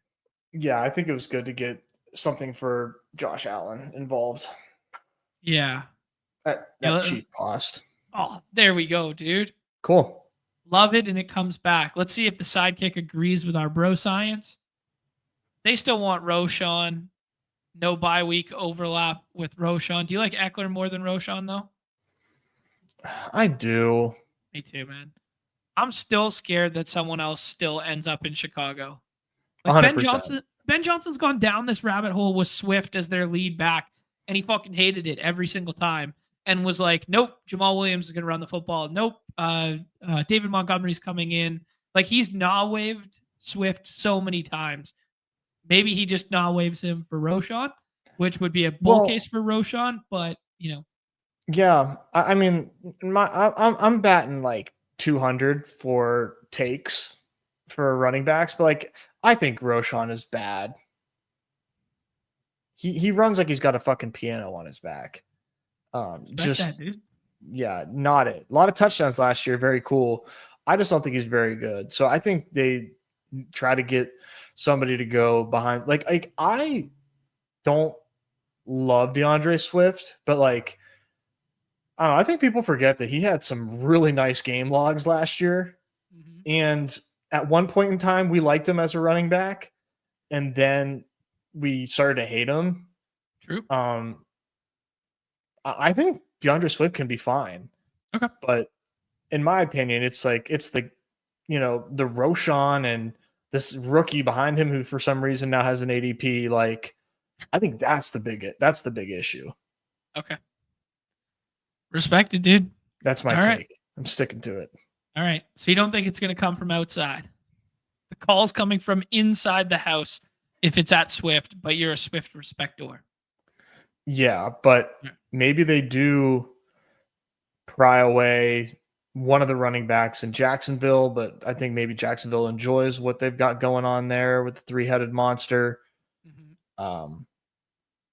There are no like free agent running backs that are notable left, right?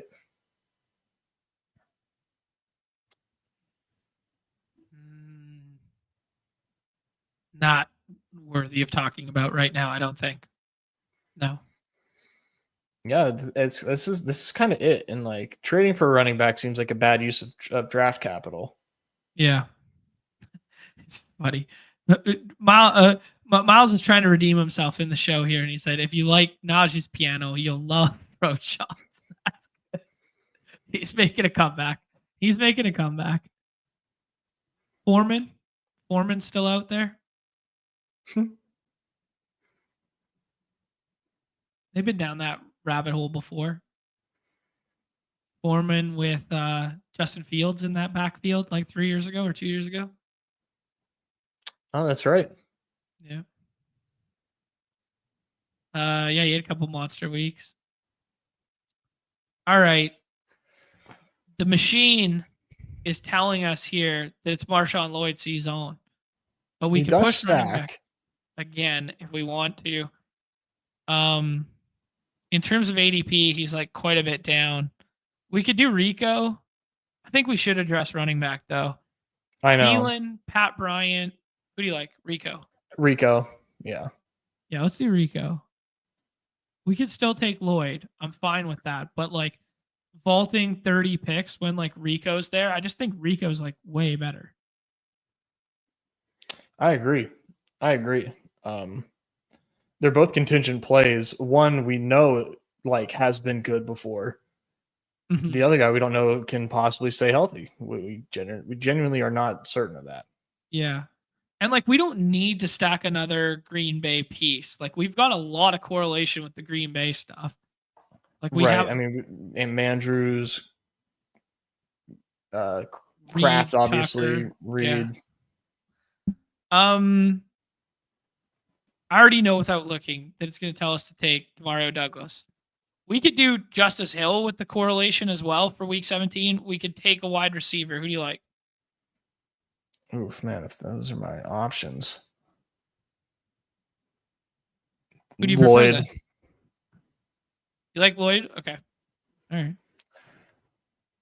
I'm good with it. I think we can take a contingent play there with what we have. Okay. I was just trying to talk us off the ledge of overly correlated, but I think we're still fine. Reed, I think it's just Kraft, like a Lloyd. there. Okay. Giddens would have been another like contingent play. Is this team better with Giddens or is it better with Marshawn Lloyd? Sidekick told us Lloyd.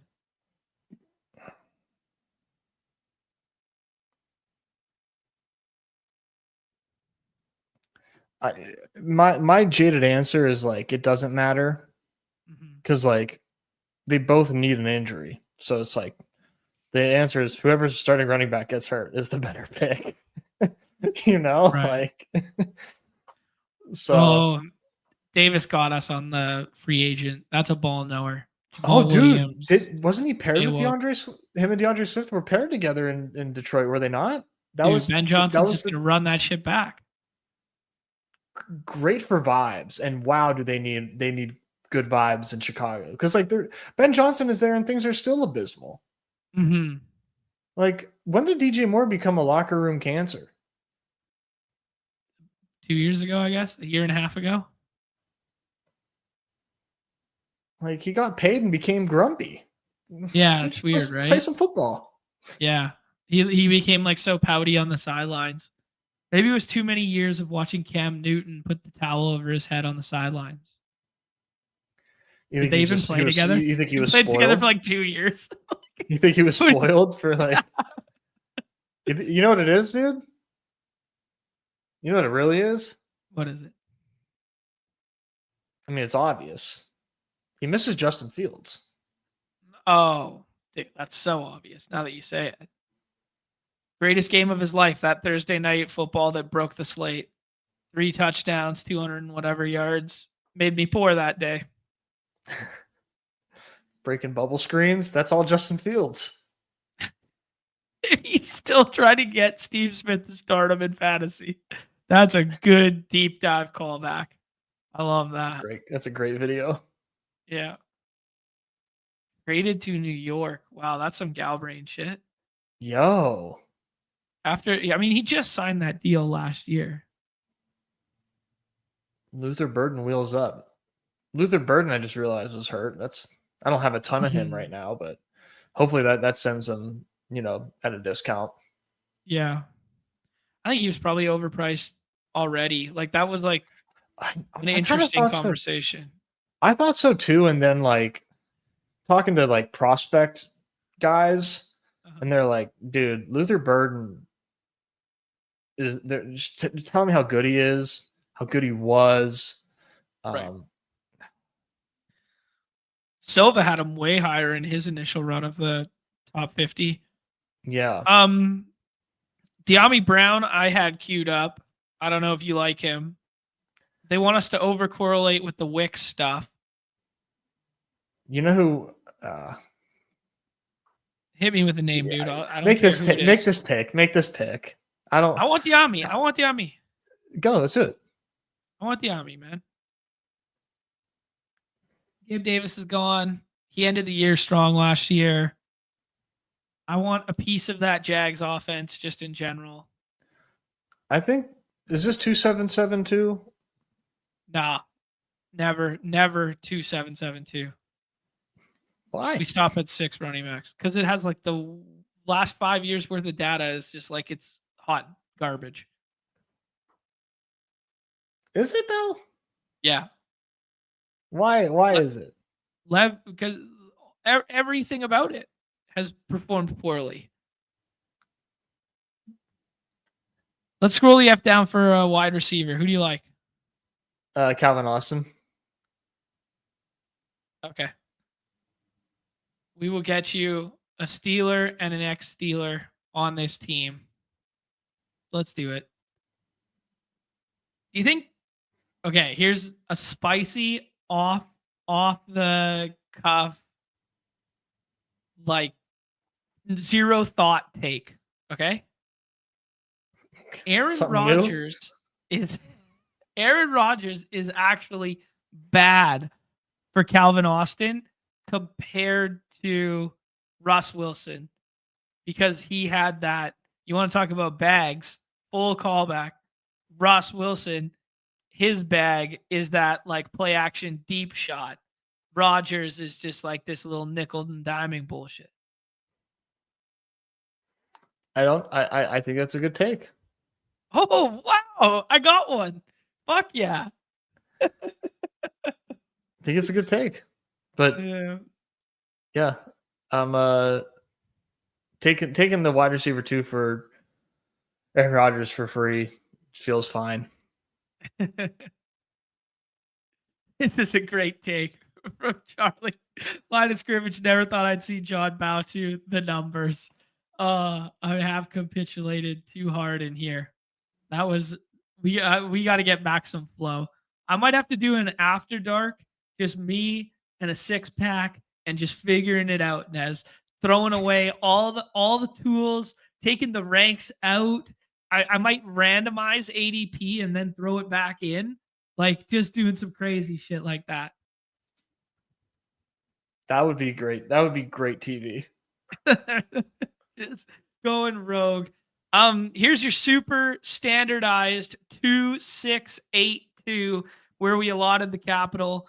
For real though, there is like a study on ETR. I don't know if it's out yet, but Lev teased it in one of his tweets, and they went through all of the BBM data since the first iteration, and one of the worst performing structures, like 4 tight end, performed better than like 2-7-7-2 in like a bunch of metrics. So yeah, they were using advance rate and something else as the 2 baselines, but they're going to do like a deep dive on it upcoming. So we shall see. But yeah, I'm not the 2-7-7-2 guy. Fair enough. I really just think that like structure conclusions are like way oversimplified, and I'll always believe that there's nuance to it. Yeah, I would agree with you. I would agree with you for sure with that statement. All right, Nez, a 2-6-8-2 for the single entry golden. We get a little bit of a Josh Allen fall to the 4th round. We pair him with Jordan Love stacked up. Joe misdemeanor. We just threw our moral compass out the window and took him in the 5th round. We took a dusty Alvin Kamara in the 6th round. Najee Harris, Austin Eckler, Rico Dowdle, and Marshawn Lloyd. This is that's an old ass dusty running back room there. Nico and Drake London, which I thought was contrarian, but apparently is just ADP. Garrett Wilson, fall of 9 picks, which makes it kind of fun. Jaden Reed, Darnell Mooney, Joshua Palmer for the stack. De'Ami Brown for a little bit of I was gonna say a scroll, but apparently his ADP is 189. Holy shit. Calvin Austin there, who got some better news here with Aaron Rodgers at the helm instead of Mason Rudolph. And then Mark Andrews and Tucker Kraft. I think this is my first Tucker Kraft share, but I do love living in that little pocket of Mark Andrews and Jordan Love for taking, 2 of my onesies in the 3 rounds of like 9, 10, 11 right now. So I do like that, like structurally. Nez, does this team suck or fuck? This team, missionary fucks. Missionary fucks. Nothing creative about it. Just gets the job done. This is baby making fucks. This team, this team missionary fucks. It's safe. It's reliable. They'll call you the next day. But like we did everything that we were supposed to, right? We had our fun at wide receiver. We grabbed our elite QB, but we said, hey, I know we're having a lot of fun here, but like we should really, use protection. And so we did, and then we grabbed our running backs like we needed to, got some projectable points. And then we're like, let's try something new. And then we went and drafted some contingent running backs to really spice things up. Yes. Okay. I like it. I like the analogy. I really like this. This is the pressing question that I had in my mind though. Is it eyes open or eyes closed? Because this is some eyes closed making out style team right here. We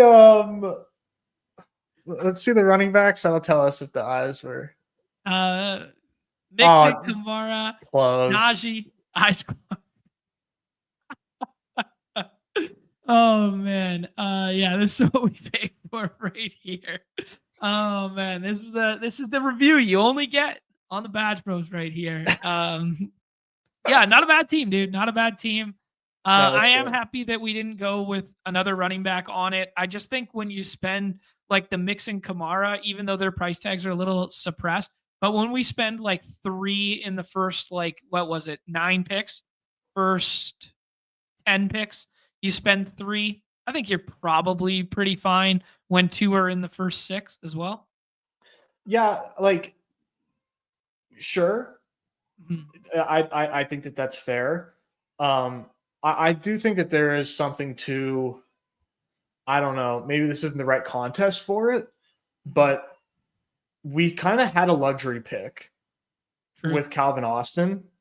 I don't think that we like this team would have sucked without Calvin Austin on it.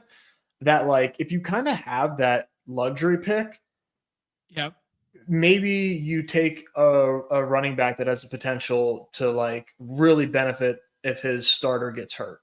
You know what I mean? Yeah. Um, Such as a Phil Mappa. dude, Maffa is a hell of a sleeper. Like he didn't have good draft capital, and like I am like starting to respect draft capital more and more. Just as like people that are better than me at this stuff are like putting so much weight into it. But like, dude, Maffa is like a beast, and why can't he be the starting running back there just because he was drafted last? Yeah, no, absolutely. Especially with a running back room that's like people are going, hey, maybe Miles Sanders can run it back here kind of deal. Like when you're dealing with that kind of speculative 18th round one, why not You just know what's the Mafia Mafia? I like it. Mafia Mafia? Yeah, John. You know what's tough is like I think I would have more Miles Sanders if we weren't like a year early on Miles Sanders. Yeah, that was kind of annoying last year that we were like, yo, this is a pretty good first 2 weeks weekly winner pick here. And it I was know. like, yeah, he just did nothing. And the offense got good at the end of the year, and Chuba Yeah, got an extension and was really good. I know. Yeah. There you go. DJ getting to the 16th. I Yes, know a leg up user when I see one. I like that. yes. Trevor Etienne, same kind of thesis, I think that's a but good with one. some name value associated. I like this, man. Emmanuel Wilson, when everybody's taking Lloyd and his first OTA reports are, he's hanging out with the injured guys and he didn't play last year and whatever. Like we saw Emmanuel Wilson have some like solid performances. I even think back to, I guess, week 1 of last year. We're down there for the ship chasing party and watching Emmanuel Wilson in that game that was in Brazil, mattering in like the very first game of the season alongside Jacobs. Like turn Yeah, the clock back Emmanuel not even Wilson that far. passes the eye test too. Mhm. Yeah, very much so. Yeah, I All like right, that. I got a crying baby out there, and Yeah, let's do it. I'm on holding down the fort. I got a barking dog, which is clearly the same. It Uh, is. all right, guys, we will be back tomorrow. Not 100% sure what tomorrow will be. There will definitely be some football included in that. It's a really light baseball slate, so maybe we'll do like a football show and a members only baseball preview or something like that. I do want to reward the members at least once more this week. Yeah, but we'll have 2 more shows this week, 2 p.m. Eastern tomorrow. If you guys don't mind, on your way out the door, hit the like, subscribe, notification bell, all that fun stuff. If you're on the X side, please jump on over to the YouTube side to help support us. I know it is trivial and some extra clicks, but it does genuinely matter for the well-being of our futures here. So please and thank you. Schwellenbach is cooking 8-8 apparently there. So not great for the daytime diamonds for me. Man, ADP is undefeated. ADP is undefeated. Any final words for the people, Ness? Yeah, I will be hanging out with a best ball guy today at 9 p.m. Eastern, 6 p.m. West Coast time. So if you guys want to check out his channel, I'll be drafting with him. We drafted a banger last year. Ran into some poor injury luck, but I think we're gonna put a shipper together tonight. Sick, dude. Yeah, enjoy that. I will be watching hoops and tweeting about it as I gloss over SGA looking like Kobe out there yet again. OKC in 5. Everybody's favorite time of the show. The end. Peace. See you tomorrow or see you tonight with Best Ball Guy.